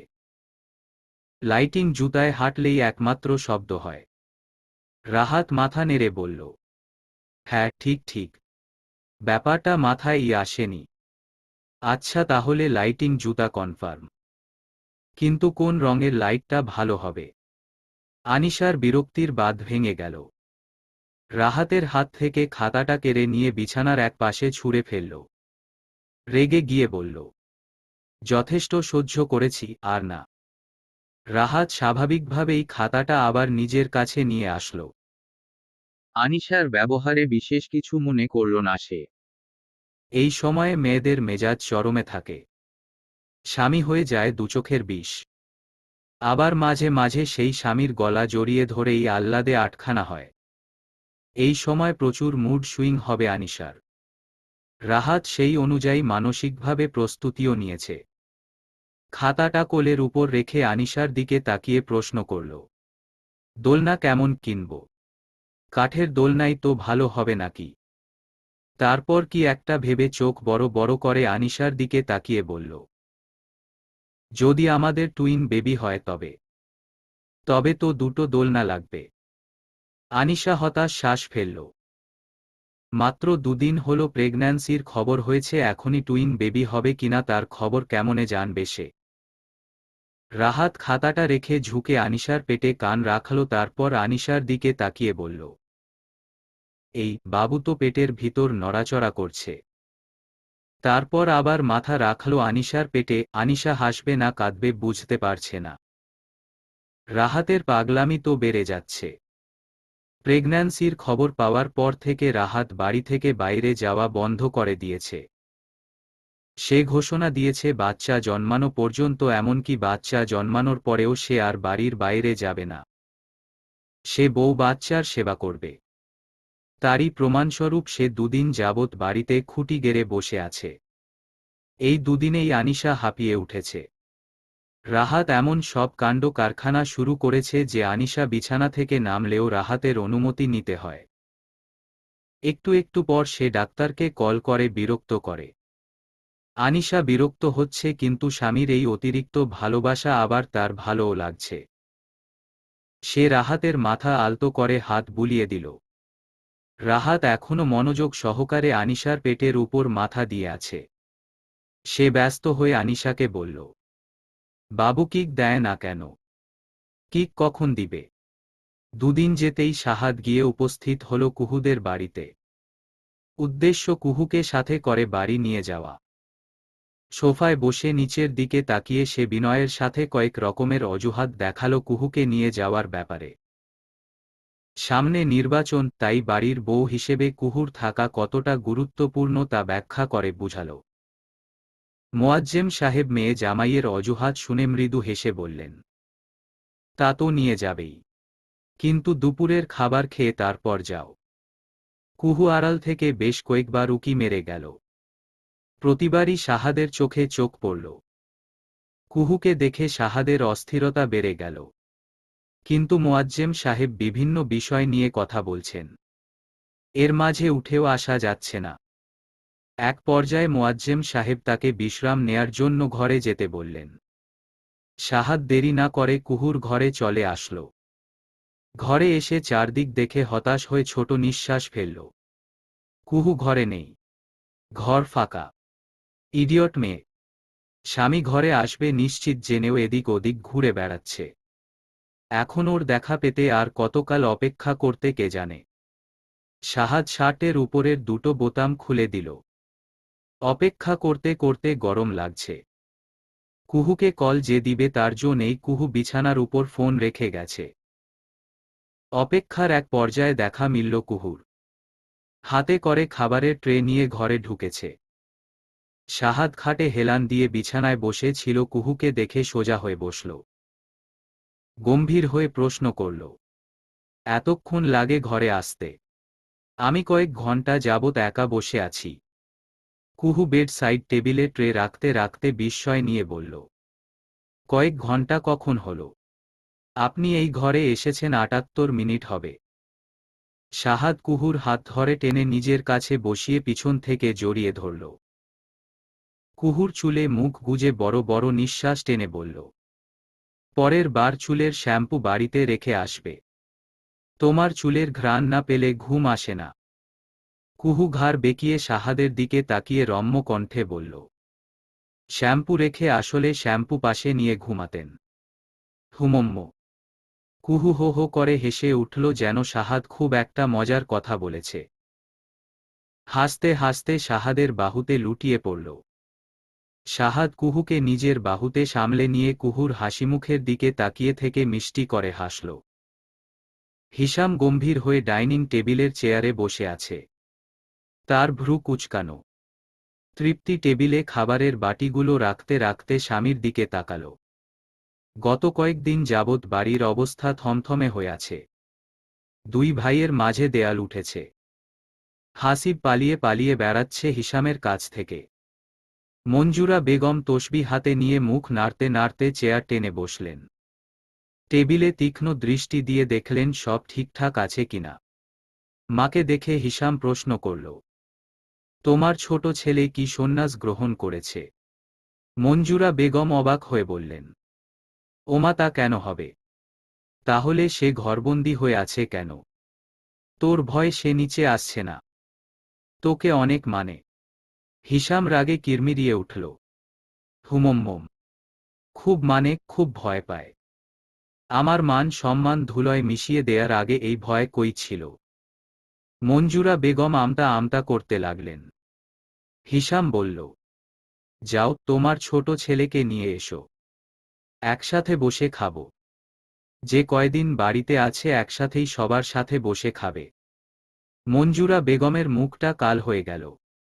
শুকনো কণ্ঠে জিজ্ঞেস করল, যে কয়দিন মানে? ওকে আমি হলে পাঠিয়ে দিব। এই বাড়িতে থাকলে সে এরকম আরও কিছু করবে। এখন যাও ওকে নিয়ে এসো। তৃপ্তি বলল, আমি ওকে ডেকে নিয়ে আসছি। মঞ্জুরা বেগম খেক খেক উঠলেন। তোমার যেতে হবে না। আমার ছেলে আমার ডাক ছাড়া অন্য কারো ডাকে আসবে না। তোমার জন্যই তো সব হচ্ছে। আমার সংসারটা তো ধ্বংস করে দিলে। মঞ্জুরা বেগম উঠে চলে গেলেন হাসিবকে আনতে। তৃপ্তি অবাক চোখে একবার মঞ্জুরা বেগমের দিকে আরেকবার হিশামের দিকে তাকাল। প্রশ্ন করল, এইখানে আমার কি দোষ? হিশাম উত্তর দিল না। প্রসঙ্গ এড়ানোর জন্য সে জগ থেকে গ্লাসে পানি ঢেলে খেতে লাগল। মা বউ এর মাঝখানে সে আপাতত আসতে চায় না। তৃপ্তি রাগী দৃষ্টিতে হিশামের দিকে কিছুক্ষণ তাকিয়ে থাকল। তারপর শব্দ করে তরকারির বাটি টেবিলে রেখে চলে গেল। হিশাম ছোট একটা শ্বাস ফেলল। সবকিছুই কেমন হাতের নাগালের বাইরে চলে যাচ্ছে।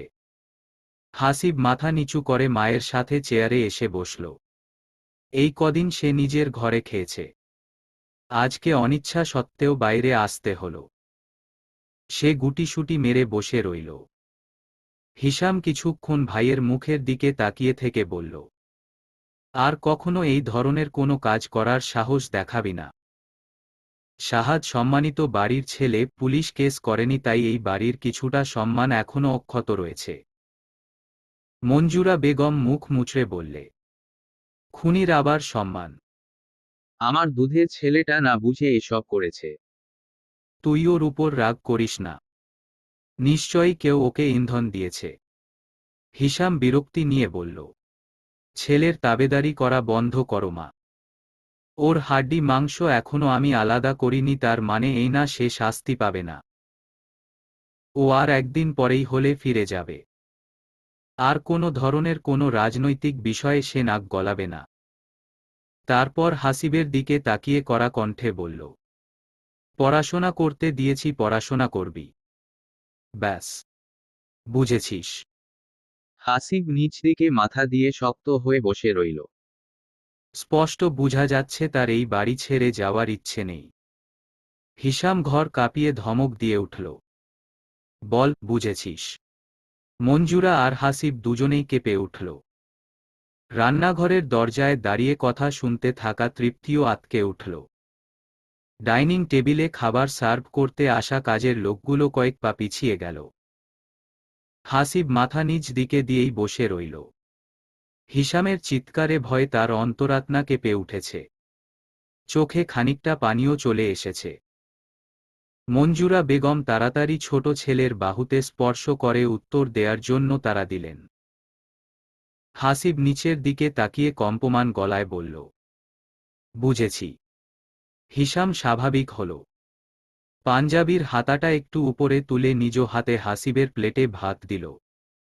তারপর হাসিবের প্রিয় একটা আইটেম যত্ন সহকারে প্লেটে তুলে দিয়ে বলল, খা। তৃপ্তি এগিয়ে এসে স্বামী আর শাশুড়িকে খাবার বেড়ে দিল।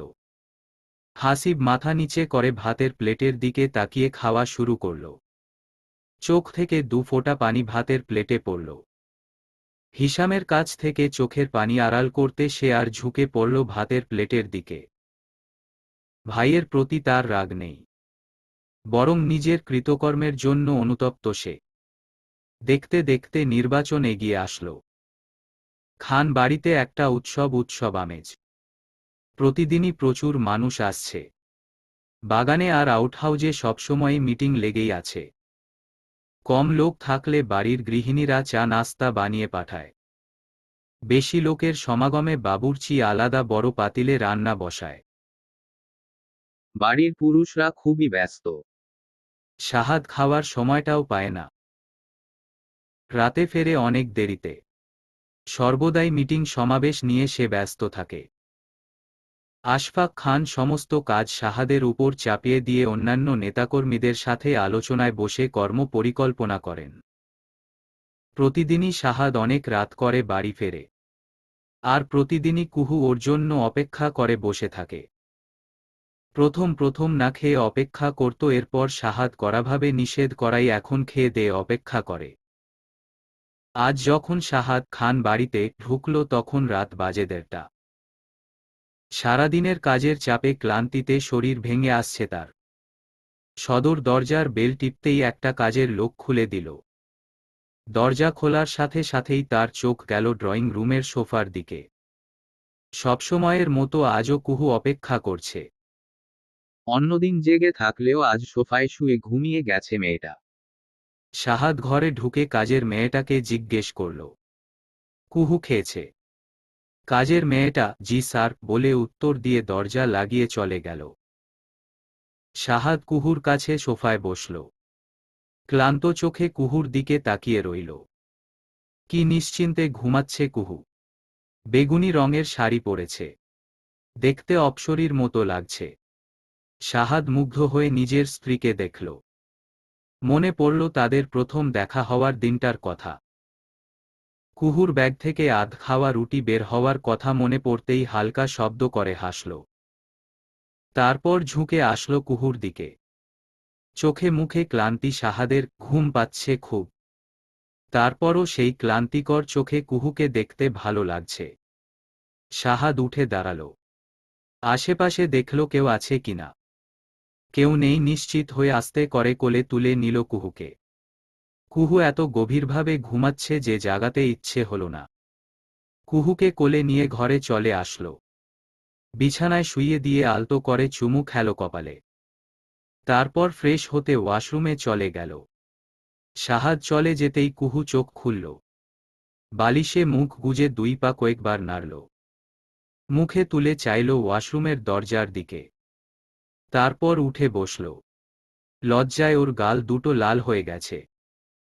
বিয়ে হয়েছে এতদিন হলো, তারপরেও শাহাদের একটু ছোঁয়াতেই তার উপর লজ্জার পাহাড় ধসে পড়ে। তার তো কলিং বেল বাজানোর আওয়াজেই ঘুম ভেঙে গিয়েছিল। তারপরেও ঘাপটি মেরে সোফায় পড়েছিল।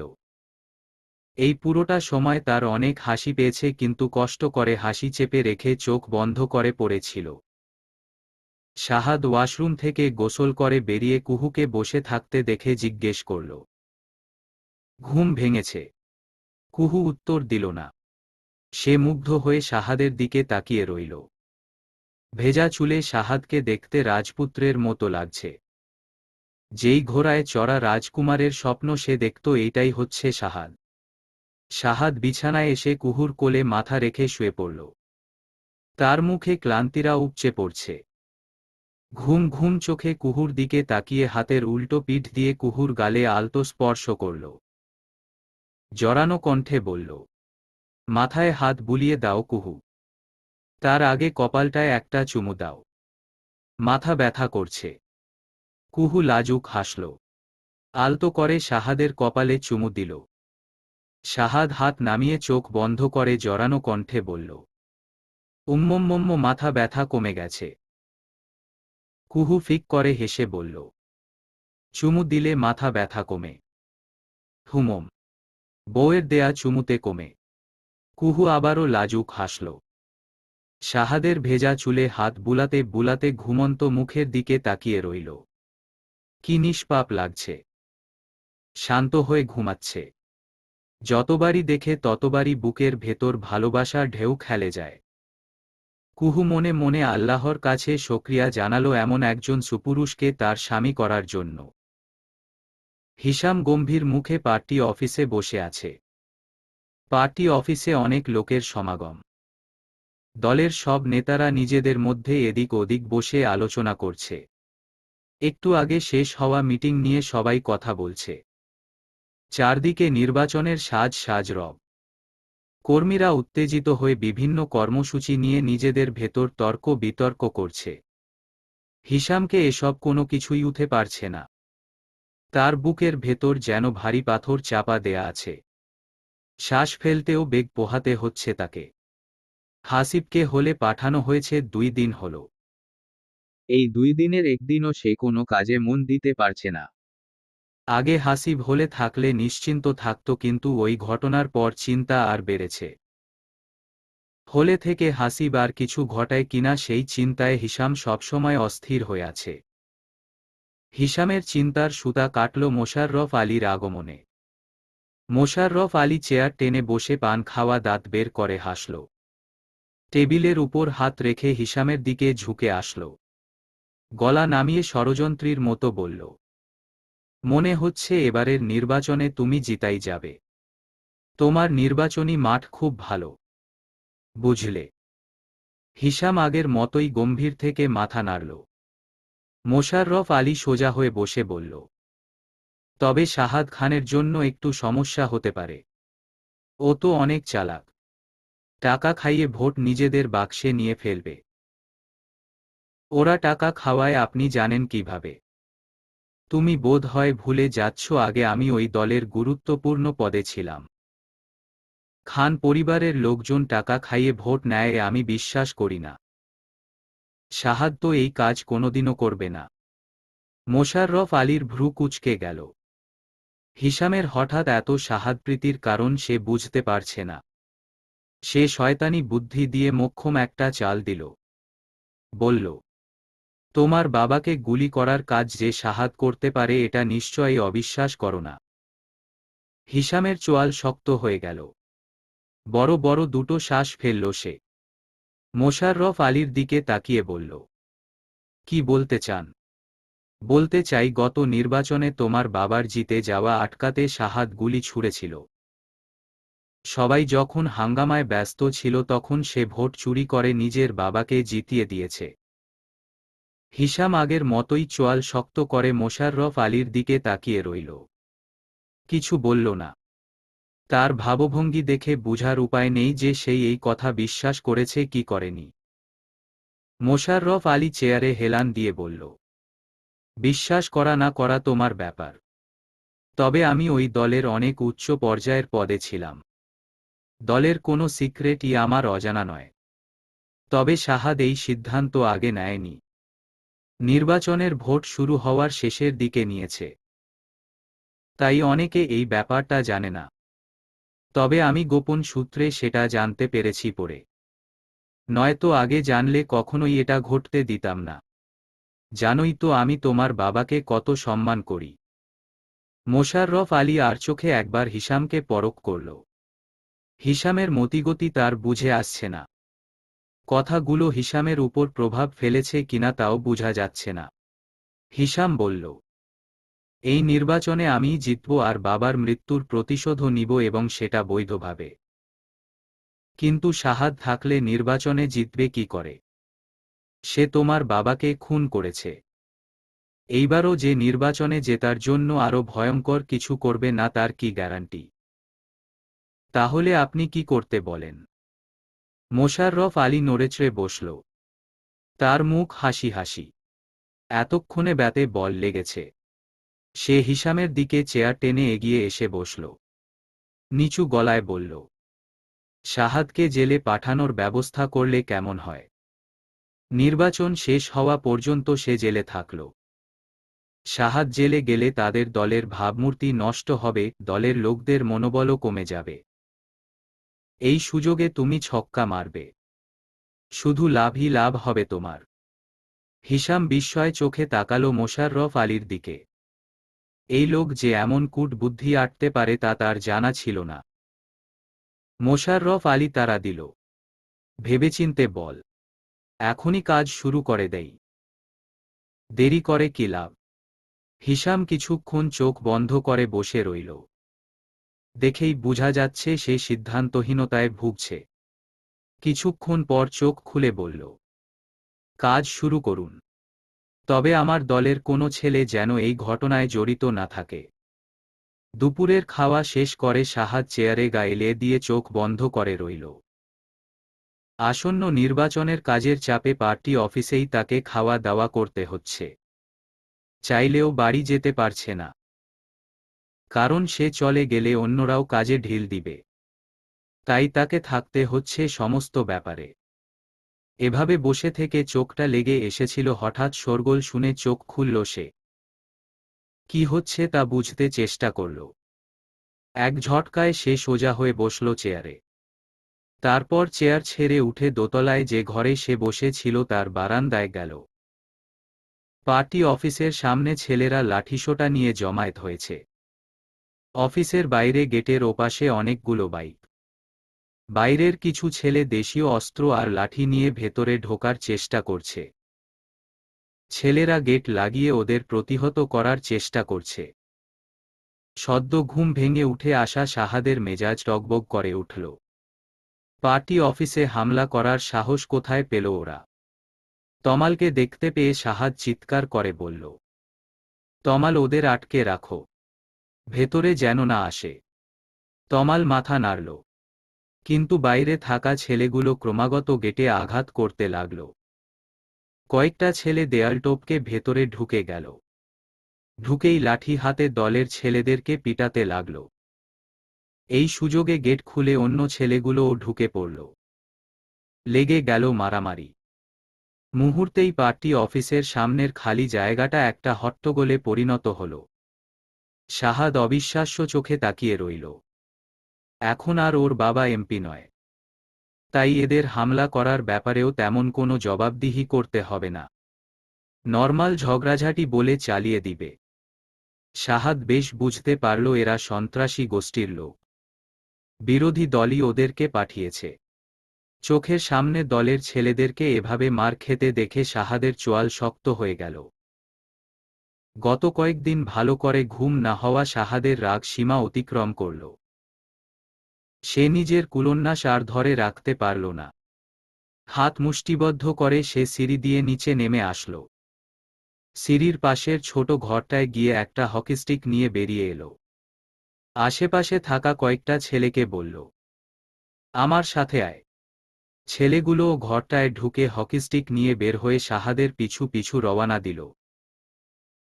শাহাদ হকিস্টিক ধরে রাখা হাতটার গোটানো পাঞ্জাবির হাতাটা আরেকটু গোটাতে গোটাতে বারান্দার দুটো সিঁড়ি টপকে মাটিতে নেমে আসল। তার হাতে থাকা সিলভার কালার ঘড়িটায় রোদ পড়ে আলো প্রতিফলিত হল। রোদের আলোয় শাহাদের শক্ত চোয়াল আরও কিছুটা দৃশ্যমান হল। ক্রোধে উন্মত্ত শাহাদ নিজের চিরচরিত ঠান্ডা মেজাজ হারিয়ে একটা ভুলের দিকে এগিয়ে গেল, যেই ভুলটা সে গত 5 বছর আগে করেছিল, যে ভুলের কারণে সে খুনি তকমা পেয়েছিল। শাহাদ বারান্দা থেকে নেমে হাতের হকিস্টিক দিয়ে সামনে যাকেই পেল সজোরে আঘাত করল।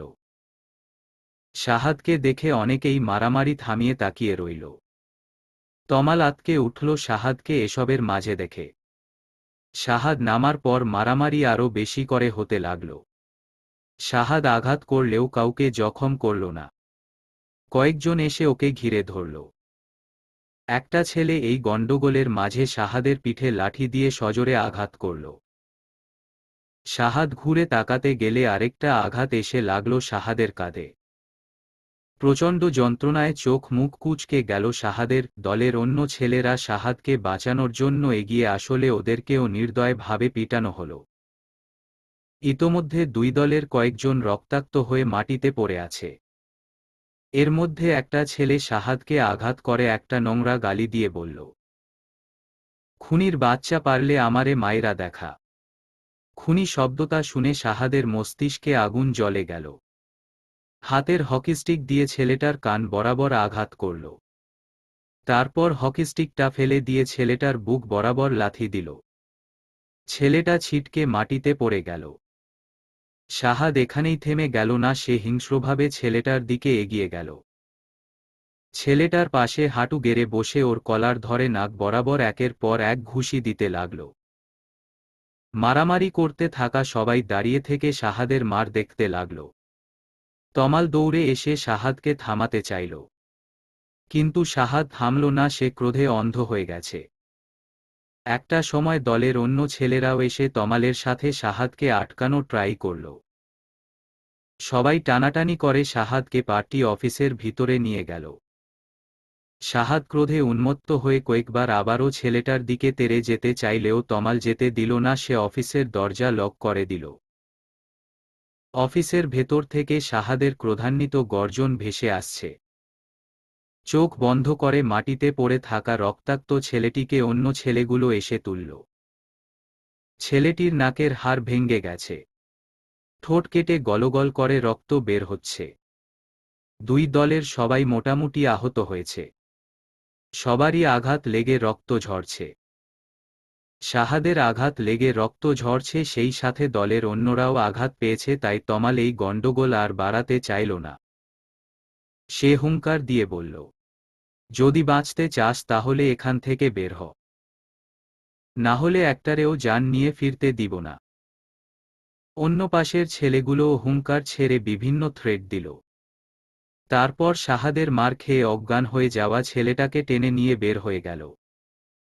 ছেলেগুলো বাইক নিয়ে চলে গেলে তমাল দরজা খুলে দিল। শাহাদ সাথে সাথে বের হয়ে আসলো। তার রাগ এখনো কমেনি। আশেপাশে তাকিয়ে কাউকে দেখতে বা পেয়ে বলল, কোথায় ওরা? এত বড় সাহস আমাদের পার্টি অফিসে অ্যাটাক করে। তমাল শাহাদকে ধরে বলল, ভাই হাসপাতালে চলো, তোমার আঘাত লাগছে। শাহাদ অন্যদের দিকে তাকিয়ে দেখল সবারই রক্তাক্ত অবস্থা। তমালকে বলল, ওদেরকে হাসপাতালে নিয়ে যা, আমি ওদেরকে ধাওয়া করে ওদের পিছু নিব। তখনই তমালের মোবাইলে কল এলো। তমাল কল ধরে কিছুক্ষণ কানে রেখে বলল, জি স্যার, আমি এক্ষুনি নিয়ে আসছি। কল কেটে দিয়ে তমাল শাহাদের দিকে তাকিয়ে বলল, ভাই স্যার তোমাকে নিয়ে খান বাড়িতে যেতে বলেছে। শাহাদ যেতে চাইল না। তার মাথায় তখনও রাগ টগবগ করছে। তমাল আর অন্যরা মিলে এক প্রকার জোর করে তাকে গাড়িতে তুলে খান বাড়ির উদ্দেশ্যে রওনা হল। কুহুর বুকের ভেতরটা টিপটিপ করছে। ভয়ে হাত পা অল্প কাঁপছে। চোখে একটু পর পর পানি আসছে, কিন্তু গাল বেয়ে পড়ার আগেই সে মুছে ফেলছে। শাহাদ মারামারি করেছে, খবরটা শোনার পর থেকে খান বাড়িতে যেন বজ্রপাত ঘটেছে। কুলসুমা বেগম একমাত্র নাতির চিন্তায় হাত পা ছেড়ে দিয়েছিলেন। তাকে ঘরে শুইয়ে রাখা হয়েছে। রেজিয়া সুলতানা বাইরে নিজেকে শক্ত দেখালেও ভিতরে ভিতরে ভেঙে পড়েছেন। আপাতত সবাই এখন ড্রয়িং রুমে বসে অপেক্ষা করছে শাহাদের জন্য। কুহু কিছুতেই ভিতরের অস্থিরতা দমাতে পারছে না। রেজিয়া সুলতানা সহ বাড়ির সবাই কুহুকে সান্ত্বনা দিয়েছে, কিন্তু কোনোমতেই সে মনের ভিতরের কুচিন্তাগুলো দূর করতে পারছে না। খানিক বাদেই গাড়ির আওয়াজ ভেসে আসলো বাইরে থেকে।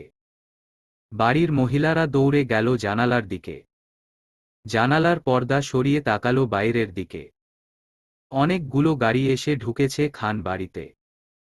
গাড়ি থেকে বেরিয়ে এসেছে আশফাক খান। তার সাথে নেমেছে অনেক নেতাকর্মীরাও। অন্য একটা গাড়ি থেকে লাঠি ভর দিয়ে নেমে আসলেন আব্দুল গাফফার খান। তিনিও আজ ছেলের সাথে নির্বাচনী এলাকা দেখতে গিয়েছিলেন। নেতৃবৃন্দ সবাইকে নিয়ে আশফাক খান আউটহাউজে ঢুকে গেলেন। বাকি কর্মীরা বাইরে এদিক ওদিক ছড়িয়ে ছিটিয়ে রইল। জয়া বেগম উদ্বিগ্ন হয়ে বললেন, শাহাদ কোথায়? ও আসছে না কেন? রেজিয়া সুলতানাও উদ্বেগ নিয়ে বাইরে তাকিয়ে রইলেন। একটু পরেই একটা অ্যাম্বুলেন্স করে মেডিকেল টিম এসে থামল ড্রাইভওয়েতে। মেডিকেল টিমকে আউট হাউজের ভিতরে নিয়ে যাওয়া হলো। একটু পর আহত ছেলেদের চিকিৎসা করার জন্য আউটহাউজের বাইরে বাগানে মেডিকেল ক্যাম্প স্থাপন করল। এর কিছুক্ষণ পরই একটা প্রাইভেট কার আর 2টা মাইক্রোবাস এসে গেটের কাছে থামল। কুহুর বুকের ভেতরটা ধক করে উঠল। শাহাদের গাড়িটাকে সে চিনতে পেরেছে। সে চাতক পাখির মতো শাহাদকে দেখার জন্য আকুল নয়নে তাকিয়ে রইল। রক্তাক্ত শাহাদকে গাড়ি থেকে নামতে দেখে কুহু ছোট একটা চিৎকার দিয়ে মুখে হাত চেপে ধরল। জমে থাকা চোখের পানি গাল বেয়ে গড়িয়ে পড়ল। জয়া বেগম কুহুর কাছে গিয়ে কুহুকে ধরে সান্ত্বনা দিলেন। রেজিয়া সুলতানা ছেলের এমন অবস্থা সহ্য করতে পারলেন না। তিনি জানালার গ্রিল ধরে ডুকরে কেঁদে উঠলেন। গাড়ি থেকে নেমে শাহাদ বড় বড় পা ফেলে সোজা আউটহাউজের ভিতরে চলে গেল। তার চোয়াল এখনো শক্ত হয়ে আছে। চোখে এখনো ক্রোধের আগুন জ্বলছে। আহত সবাইকে বাগানের মেডিকেল ক্যাম্পে নিয়ে গেল তমাল। সবাই কম বেশি অনেক রক্ত ঝরিয়েছে, তাই খুব দ্রুত ওদের চিকিৎসা প্রয়োজন। রেজিয়া সুলতানা নিজেকে শান্ত করে কুহুর দিকে তাকালেন। কুহু কান্নাভেজা চোখে আতঙ্ক নিয়ে বাইরের দিকে তাকিয়ে আছে। সাধারণ ঘরের মেয়েটা হয়তো এইসব আগে কখনো দেখেনি। তিনি কুহুর মাথায় হাত বুলিয়ে বললেন, তুমি ঘরে যাও। শাহাদ নিশ্চয়ই ঘরে আসবে এখন। যাও মা। শাশুড়ির কথায় কুহু ঘরে এসে বারান্দায় দাঁড়াল। এইখান থেকে আউটহাউজ আর সামনের বাগানটা স্পষ্ট দেখা যায়। মেডিকেল ক্যাম্পে অনেকেই চিকিৎসা নিচ্ছে। কুহুর চোখ শাহাদকে খুঁজছে। শাহাদ আহত হয়েছে, তারপরও সে ট্রিটমেন্ট কেন নিচ্ছে না? আউটহাউজের ভিতর থেকে নেতাকর্মীদের চিৎকারের আওয়াজ শোনা গেল। এর কিছুক্ষণ পরই শাহাদ বেরিয়ে আসল। ডানদিকের কাঁধের পাঞ্জাবি রক্তে ভিজে আছে। তমাল এসে শাহাদকে ধরে ডাক্তারের কাছে নিতে চাইল, কিন্তু শাহাদ ঝটকা মেরে তমালের হাত ছাড়িয়ে নিল। সে ট্রিটমেন্ট করবে না। তমাল হাজার বার বলেও শাহাদকে মেডিকেল ক্যাম্পের দিকে নিতে পারল না। শাহাদ চোখ মুখ শক্ত করে বাড়ির দিকে রওয়ানা দিল। বারান্দায় দাঁড়িয়ে থেকে কুহু সবটাই দেখল। শাহাদ কি তাহলে এখন ঘরে আসবে? কুহু তাড়াতাড়ি ঘরের ভিতর চলে আসল। আয়নায় একবার নিজেকে দেখল। চেহারা মলিন হয়ে গেছে। তাড়াতাড়ি সে শাড়ির আঁচল দিয়ে চোখের পানি ভালো করে মুছে নিল। নিজের দুর্বল অবস্থা সে শাহাদকে দেখাতে চায় না। বেশ কিছুক্ষণ পর শাহাদ এসে দরজা খুলে ঢুকল ঘরে। তার চেহারায় এখনো রাগের আভাস রয়েছে। দরজা খুলে কুহুর দিকে তাকিয়ে মুহূর্তেই তার চেহারার কাঠিন্য দূর হয়ে গেল। কুহুর সামনে নিজেকে এই অবস্থায় আবিষ্কার করে অপ্রস্তুত হয়ে গেল। কণ্ঠ যথাসম্ভব নরম করে বলল, আমি গোসলে যাচ্ছি। আমার টি শার্ট আর ট্রাউজার দাও। কুহু অস্থির হয়ে বলল, আপনার তো আঘাত লেগেছে। ট্রিটমেন্ট না করান অন্তত একটু স্যাভলন দিয়ে। ওসব লাগবে না। শাহাদ ওয়াশরুমে গিয়ে দরজা বন্ধ করে দিল। বাথটাবের উপর চোখ বন্ধ করে বসে রইল। কিছুক্ষণ পর কুহু এসে দরজায় নক করল। দরজা খুলে শাহাদ যখন জামাকাপড় নেয়ার জন্য হাত বাড়াল, তখন কুহু জামা কাপড়ের সাথে ফার্স্ট এইড বক্স হাতে ধরিয়ে দিল। শাহাদ কুহুর চোখের দিকে তাকিয়ে দেখল তার চোখ ছলছল করছে, কিছুটা অভিমানও রয়েছে সেই চোখে। তাই সে আর না করতে পারল না, ফার্স্ট এইড বক্সটা নিয়ে দরজা লাগিয়ে দিল। আয়নার সামনে দাঁড়িয়ে একটানে রক্তভেজা পাঞ্জাবিটা খুলে ফেলল। কাঁধে অনেকটা জায়গা গভীরভাবে কেটে গেছে। যেই লাঠি দিয়ে আঘাত করার হয়েছে সেখানে নিশ্চয়ই লোহা জাতীয় কিছু ছিল। শাহাদ স্যাভলনের শিশিটা ঢেলে দিল ক্ষতটার উপর। সারা শরীর জুড়ে একটা জ্বলুনির ঢেউ খেলে গেল। অস্পষ্ট আর্তনাদ বেরিয়ে এলো মুখ দিয়ে। কুহু যেন শুনতে না পারে তাই পানির কল ছেড়ে দিল। দাঁতে দাঁত চেপে বাকি যন্ত্রণাটুকু সহ্য করে নিল। বড় বড় শ্বাস ফেলল। জিম করা হাতের শক্ত পেশিগুলো যন্ত্রণার দরুন আরও ফুলে ফেপে উঠছে। পেশিগুলোতেও কয়েক জায়গায় আঁচড় রয়েছে। শাহাদ দুটো পেশিতেই স্যাভলন ঢালল, তারপর গালে আর কপালে কিছু আঘাত আছে ওইগুলোয় তুলা দিয়ে ড্রেসিং করে নিল। তারপর লম্বা একটা শাওয়ার নিয়ে বের হয়ে আসল। কুহু তখনও বাইরে দাঁড়িয়ে অপেক্ষা করছিল শাহাদের জন্য। শাহাদকে দেখে চিন্তিত চোখে তাকাল। শাহাদ টাওয়ালটা সোফার উপর রেখে বলল, খেতে দাও। খিদে পেয়েছে। কুহু তৎক্ষণাৎ ছুটে এলো রান্নাঘরে। রেজিয়া সুলতানাকে দেখতে পেল খাবার গরম করছে। কুহুকে দেখে প্রশ্ন করল, শাহাদ খেতে চেয়েছে। এই নাও খাবারগুলো, টেবিলে নিয়ে যাও। আমি মায়ের কাছে যাই, নাতিকে রক্তাক্ত অবস্থায় দেখে উনার শরীর খারাপ করেছে। কুহু খাবার নিয়ে টেবিলে রাখল। ততক্ষণে শাহাদ এসে বসল টেবিলে। খাবার সার্ভ করার সময় কুহু শাহাদের দিকে খেয়াল করল। এক হাত মুখে রেখে গভীর চিন্তায় মগ্ন। কুহু দুইবার ডাকল, শুনল না। এরপর কুহু কাঁধ ধরে ঝাঁকুনি দিতেই শাহাদ ব্যথায় আহ করে উঠল। কুহু ভয় পেয়ে বলল, কি হয়েছে? ব্যথা পেয়েছেন? শাহাদ ব্যথাটা গিলে ফেলল। দুপাশে মাথা নেড়ে বলল না। কুহু জেদ ধরে বলল, আমি আঘাতটা দেখব, আর আপনি এক্ষুনি ট্রিটমেন্ট করাবেন। কুহু শাহাদের কাঁধের দিকে হাত বাড়াতেই শাহাদ হাত ধরে ফেলল। কুহুকে কাছে টেনে এনে কুহুর কোমর জড়িয়ে ধরে বুকে মাথা রাখল। চোখ বন্ধ করে বলল, যতক্ষণ তোমার সাথে আছি এই বিষয়ে কথা বলবে না। এই বিষয়ে ভুলে থাকতে চাই। কিন্তু ট্রিটমেন্ট? শাহাদ মাথা তুলে কুহুর দিকে তাকিয়ে বলল, পরে করে নিব। পরে না। আপনি খেয়ে উঠে গিয়ে ডক্টরের কাছে যাবেন। শাহাদ মৃদু হেসে বলল, ফাইন, যাব। এখন তো খেতে দাও। কুহু শাহাদকে খেতে দিল। প্রথম লোকমা মুখে দেয়ার আগে কুহুকে জিজ্ঞেস করল, তুমি খেয়েছ? পরে খাবো। আপনি খান। শাহাদ পাশের চেয়ার টেনে কুহুকে বসিয়ে দিয়ে প্রথম লোকমাটা ওর মুখে দিল। তারপর নিজের জন্য মুখে খাবার তুলতে নিলেই বাইরে থেকে পুলিশের গাড়ির শব্দ ভেসে এলো। শাহাদের মুখে আর খাবার দেয়া হলো না। সে খাবার রেখে উঠে পড়ল। কুহু অস্থির হয়ে শাহাদের হাত খামছে ধরল। বলল, খাবার ফেলে কোথায় যাচ্ছেন আপনি? তুমি ঘরে যাও। বাইরে আসবে না একদম। কুহু আবারও শাহাদের বাহু শক্ত করে ধরল। ভয়ার্ত কণ্ঠে জানতে চাইল, পুলিশ কেন এসেছে বাড়িতে? কি করেছেন আপনি? শাহাদ কুহুর হাত ছাড়িয়ে শক্ত কণ্ঠে ধমকের সুরে বলল, যা বলেছি তাই করো। ঘরে যাও। কুহু আবারও শাহাদের বাহু খামছে ধরে আতঙ্ক নিয়ে শাহাদের দিকে তাকিয়ে রইল। শাহাদের বাহু ধরে রাখা তার হাত দুটো কাঁপছে। শাহাদ চোখ বন্ধ করে গভীর করে শ্বাস টানল। নিজেকে সামলে নিয়ে কুহুর কপালে চুমু খেয়ে কুহুর দু গালে হাত রেখে ফিসফিস করে বলল, কিচ্ছু হবে না আমার। খান বাড়ির ছেলে আমি। আমার গায়ে কোনোদিন পুলিশের হাত লাগেনি। ঘরে যাও।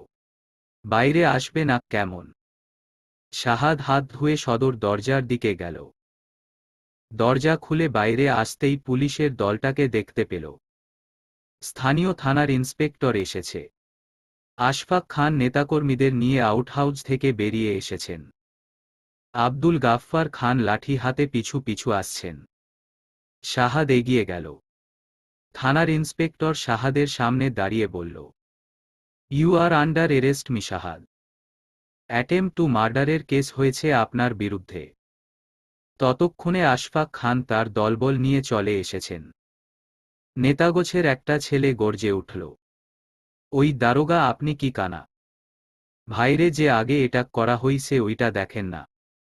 ওইটা সেলফ ডিফেন্স ছিল, অ্যাটেম্প টু মার্ডার না। আশফাক খান চিরচরিত গম্ভীর কণ্ঠে বললেন, অফিসার আমার ছেলে কোনো কেসে কোনো দিন থানায় যায়নি। কোনো হাতকড়া আমার ছেলের হাতে পড়েনি, এবারও পড়বে না। তাই বুঝে শুনে কথা বলুন। ইন্সপেক্টর বিনয়ের সাথে বলল, সরি স্যার, এখানে আমাদের কিছুই করার নেই। আপনার ছেলের নামে কেস করা হয়েছে। আমাদেরকে আমাদের ডিউটি করতে দিন। কথা শেষ করে ইন্সপেক্টর শাহাদকে হাতকড়া পরাতে আদেশ করল একটা কনস্টেবলকে। প্রিয় নাতির হাতে পুলিশের হাতকড়া পরানো এই দৃশ্য গাফফার খান সহ্য করতে পারলেন না। তিনি মাথা ঘুরিয়ে পড়ে যেতে নিলে তাকে ধরে ফেলল কয়েকজন ছেলে। তার হাতের লাঠি মাটিতে পড়ে গেল। কুহু দরজার আড়াল থেকে দম বন্ধ করে বাইরের দিকে তাকিয়ে আছে। পুলিশের মুখোমুখি দাঁড়িয়ে আছে শাহাদ। তবে কি পুলিশ শাহাদকে ধরে নিয়ে যাবে? শাহাদকে নিয়ে জেলে ভরবে? কুহুর বুকের ভেতরটা কেঁপে উঠল। নিজের স্বামীকে হাতকড়া পরা অবস্থায় দেখে সহ্য করবে কিভাবে সে? শাহাদ শক্ত হয়ে দাঁড়িয়ে আছে। পিছন ফিরে না তাকিয়েও সে বুঝতে পারছে যে কুহু আড়াল থেকে সব দেখছে। স্ত্রীর চোখের সামনে পুলিশ এসে ধরে নিয়ে যাচ্ছে, এর চেয়ে লজ্জার কি থাকতে পারে একজন স্বামীর জন্য? কুহু কি আর কোনোদিন তাকে বিশ্বাস করবে? আর কোনো দিন সম্মানের চোখে দেখবে? শাহাদের আত্মবিশ্বাসের পাহাড় ধসে পড়ল। দাঁতে দাঁত চেপে নিজের আবেগকে নিয়ন্ত্রণ করল।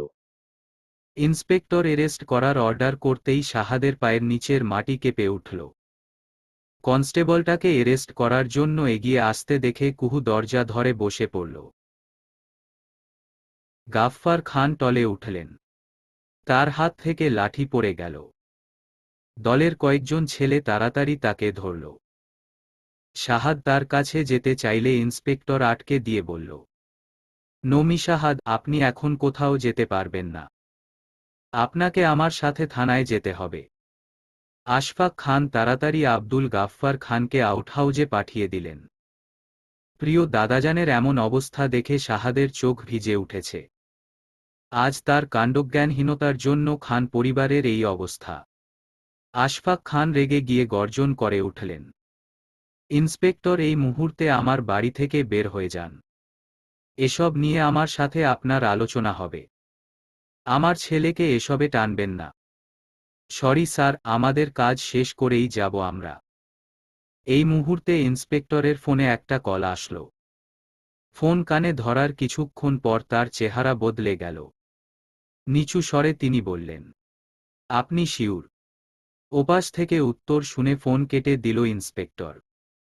তারপর শাহাদের দিকে তাকিয়ে বলল, ইউ আর লাকি মি শাহাদ। আপনার কেস উইথড্র করা হয়েছে। তারপর আশফাক খানের দিকে তাকিয়ে বলল, আমাদেরকে সময় দেওয়ার জন্য ধন্যবাদ স্যার। ইন্সপেক্টর চলে গেলেন। শাহাদ বিস্ময় নিয়ে আশফাক খানের দিকে তাকাল। আশফাক খান গম্ভীর মুখে শাহাদের দিকে তাকিয়ে বললেন, আমার ছেলেকে আমি বেঁচে থাকতে জেলে যেতে দিব না। শাহাদ বুকে আটকে থাকা শ্বাসটা সন্তর্পণে বের করে দিল। কি ভেবে একবার পিছন ফিরে সদর দরজার দিকে তাকাল। কুহুকে এভাবে অসহায়ের মতো বসে থাকতে দেখে তার হৃদয়টা কেঁপে উঠল।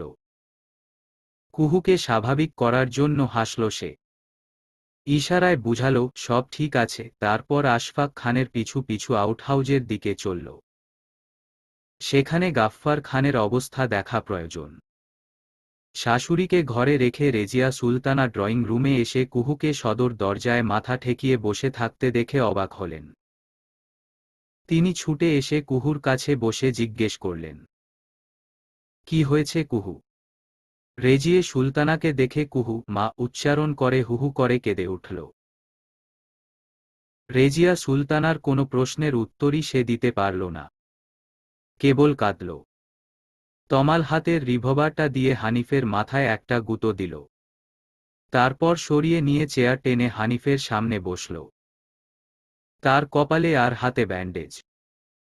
ফ্লোরে থুথু ফেলে বলল, থানায় গিয়ে আরেকটা কেস করে আসবি, সেখানে তোর ভাইকে মারার আসামি হিসেবে আমার নাম দিবি।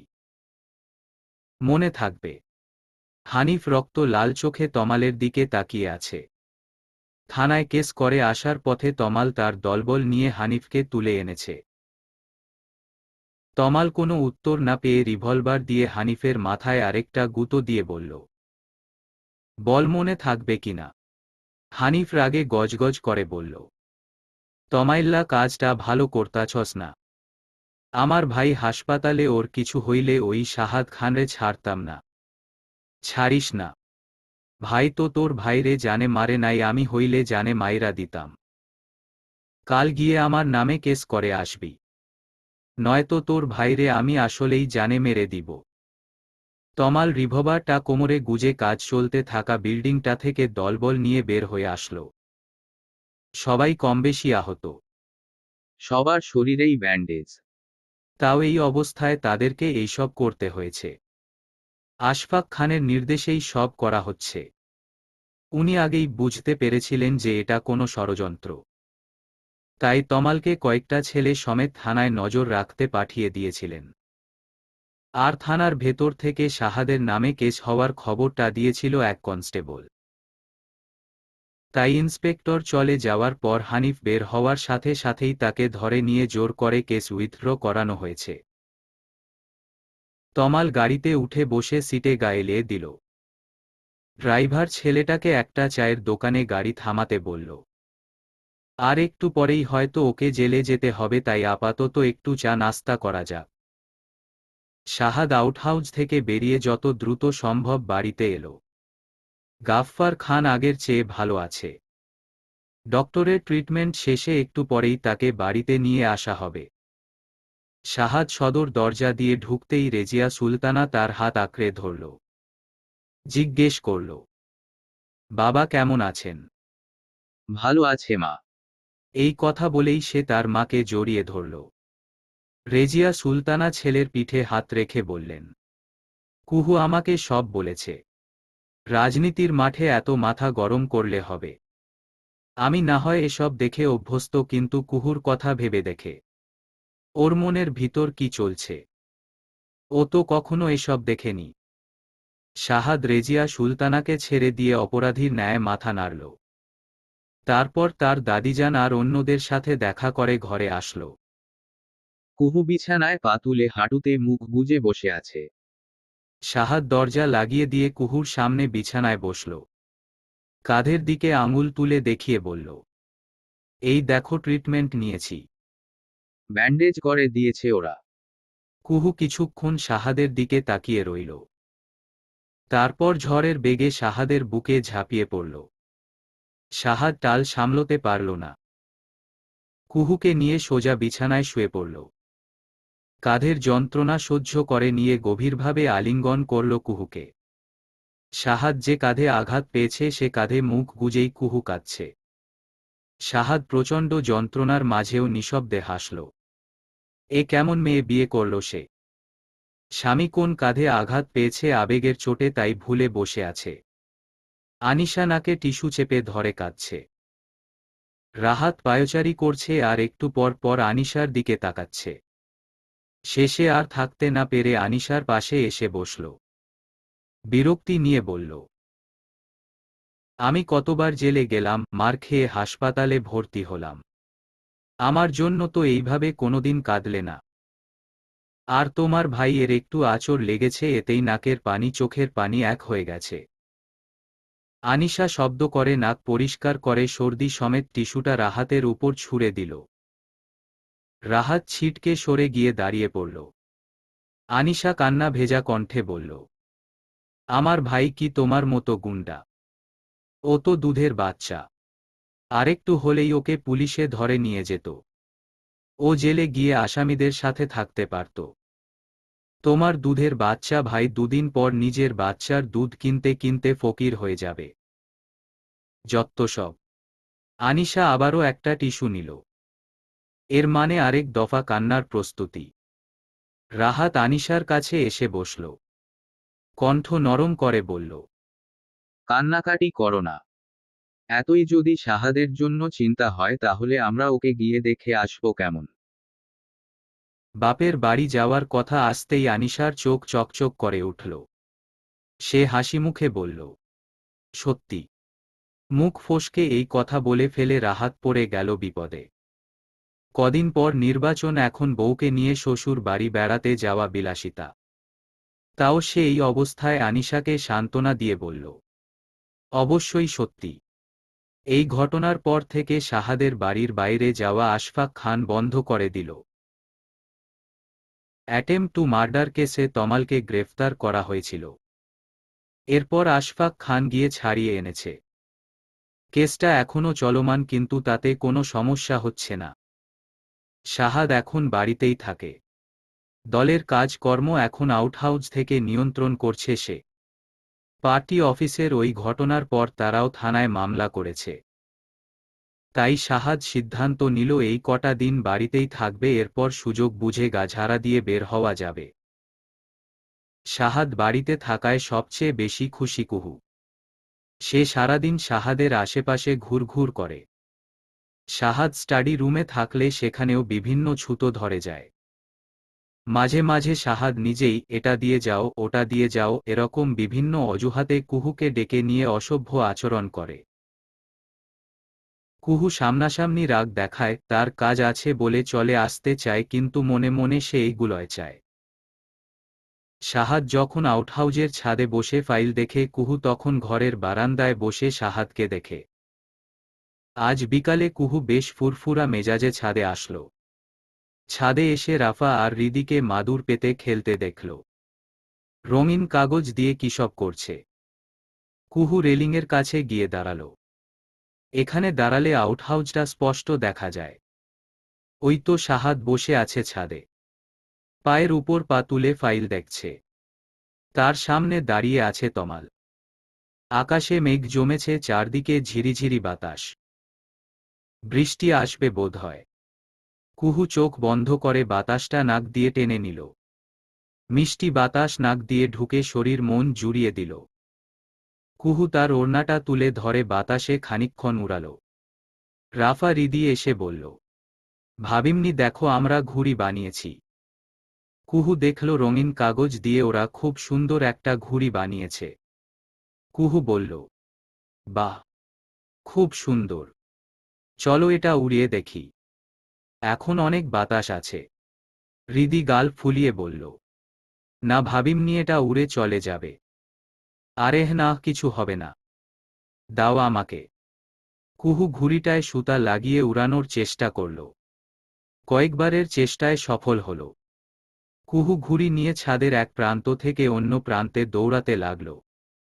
রাফা আর হৃদি দুজনেই খুশিতে লাফাতে লাগল। কিন্তু সেই খুশি বেশিক্ষণ স্থায়ী হল না। রেলিংয়ের কাছে আমগাছটায় ঘুড়ি আটকে গেল। হৃদি মন খারাপ করে বলল, দেখেছ, আগেই বলেছিলাম ঘুড়িটা নষ্ট হবে। কুহু বলল, আরে কিচ্ছু হবে না, এখনই নামিয়ে আনছি। কুহু সুতায় ধরে হ্যাচকা টান দিল। ঘুড়িটা নেমে এসে আমগাছের মাঝ বরাবর আরেকটা ডালে আটকে গেল। আরেকবার টান দিতেই সুতা ছিঁড়ে চলে এলো। এবার তিনজনই একজন আরেকজনের মুখের দিকে হা করে তাকিয়ে রইল। হৃদি নীরবতা ভেঙে চিৎকার করে উঠল, আমার ঘুড়ি! কুহু তাড়াতাড়ি হৃদির মুখ চেপে ধরে বলল, আমি এনে দিচ্ছি। ঘুড়ি আনতে গিয়ে দেখল রেলিংয়ের উপরে উঠা ছাড়া ঘুড়ি আনা অসম্ভব। রাফা অবস্থা দেখে বলল, আর কাউকে ডেকে আনি ভাবিমনি। ভাইয়াকে ডাকি। শাহাদ কাজ করছে এই অবস্থায়, তাকে বিরক্ত করতে চায় না কুহু। তাছাড়া নিজে খেলতে গিয়ে বাচ্চাদের ঘুড়ি আটকে ফেলেছে এরকম ছেলেমানুষির কথা শাহাদকে শোনানো যাবে না। তাই কুহু নিজেই একটা চেয়ার টেনে আনল। রাফাকে বলল, তুমি ধরে রাখো, আমি উঠে নিয়ে আসছি ঘুড়িটা। রাফা বলল, আমার ভয় করছে ভাবিমনি।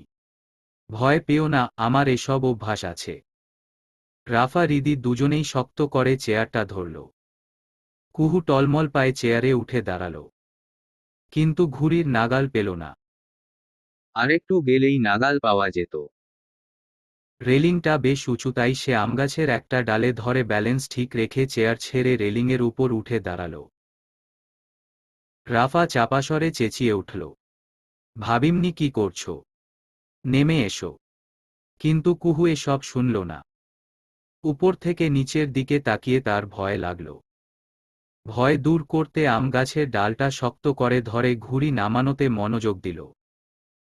রেলিংটা বেশ চওড়া, তাই এত অসুবিধা হচ্ছে না তার। সে এই ডালটা ছেড়ে একটু দূরে অন্য একটা ডাল ধরে হাত বাড়াল ঘুড়িটার দিকে। হাত বাড়িয়ে তেমন নাগাল পেল না। আরেকটু হলেই নাগাল পাবে। তাই সে দুই পায়ের আঙুলে ভর দিয়ে দাঁড়াল। ঘুড়ি আনার জন্য সে এতই মরিয়া হল যে কোথায় পা রাখছে সেই ব্যাপারে জ্ঞান থাকল না। রাফা চেঁচিয়ে উঠল, ভাবিমনি তোমার পা। রাফার আকস্মিক চেঁচানোতে কুহু ভয় পেয়ে পায়ের দিকে তাকালো, আর তখনই ব্যালেন্স হারিয়ে রেলিং থেকে পা দুটো সরে গেল। কুহু এক চিৎকার দিয়ে আমগাছের ডাল ধরে রেলিংয়ের বাইরে ঝুলে রইল। সেই সাথে যুক্ত হল রাফা হৃদির চিৎকার। মেয়েদের চিৎকারে তমাল মাথা তুলে এদিক ওদিক চাইল। তারপর সামনের দিকে আমগাছের ডালের দিকে তাকিয়ে হতভম্ব হয়ে গেল। স্তম্ভিত কণ্ঠে শাহাদকে বলল, ভাই, এটা ভাবি না। শাহাদ কুহুর দিকে পিছন ফিরে বসে কাজ করছিল। মুখ তুলে সামনে দাঁড়ানো তমালের দিকে তাকিয়ে দেখল সে চোখ বড় বড় করে কি যেন দেখছে। তাই ঘাড় ঘুরিয়ে তাকানোর সাথে সাথে সেও হতভম্ব হয়ে গেল। শাহাদ চেয়ার ছেড়ে উঠে আউটহাউজের ছাদের কিনারায় চলে এলো। বিস্ফোরিত চোখে তাকিয়ে দেখল কুহু আমগাছের ডাল ধরে ঝুলে আছে আর রাফারিদি রেলিংয়ের কাছে দাঁড়িয়ে চিৎকার করছে। শাহাদ চিৎকার করে উঠল, কুহু! শাহাদের গলা শুনতে পেয়ে কুহু তার বাম পাশে তাকাল। শাহাদ যে এখানে আছে এটা সে ভুলেই গিয়েছিল। শাহাদকে এভাবে বিস্ফোরিত চোখে তার দিকে তাকিয়ে থাকতে দেখে কুহু কিংকর্তব্যবিমূঢ় হয়ে এক চিৎকার দিয়ে আমগাছের ডাল ছেড়ে দিল। কুহুকে ডাল ছেড়ে নিচে পড়তে দেখে শাহাদ দ্বিতীয়বারের মতো চিৎকার করে উঠল, কুহু! চলবে। গল্প টক ঝাল মিষ্টি। লেখনীতে তামান্না আখি। পঞ্চম পর্ব।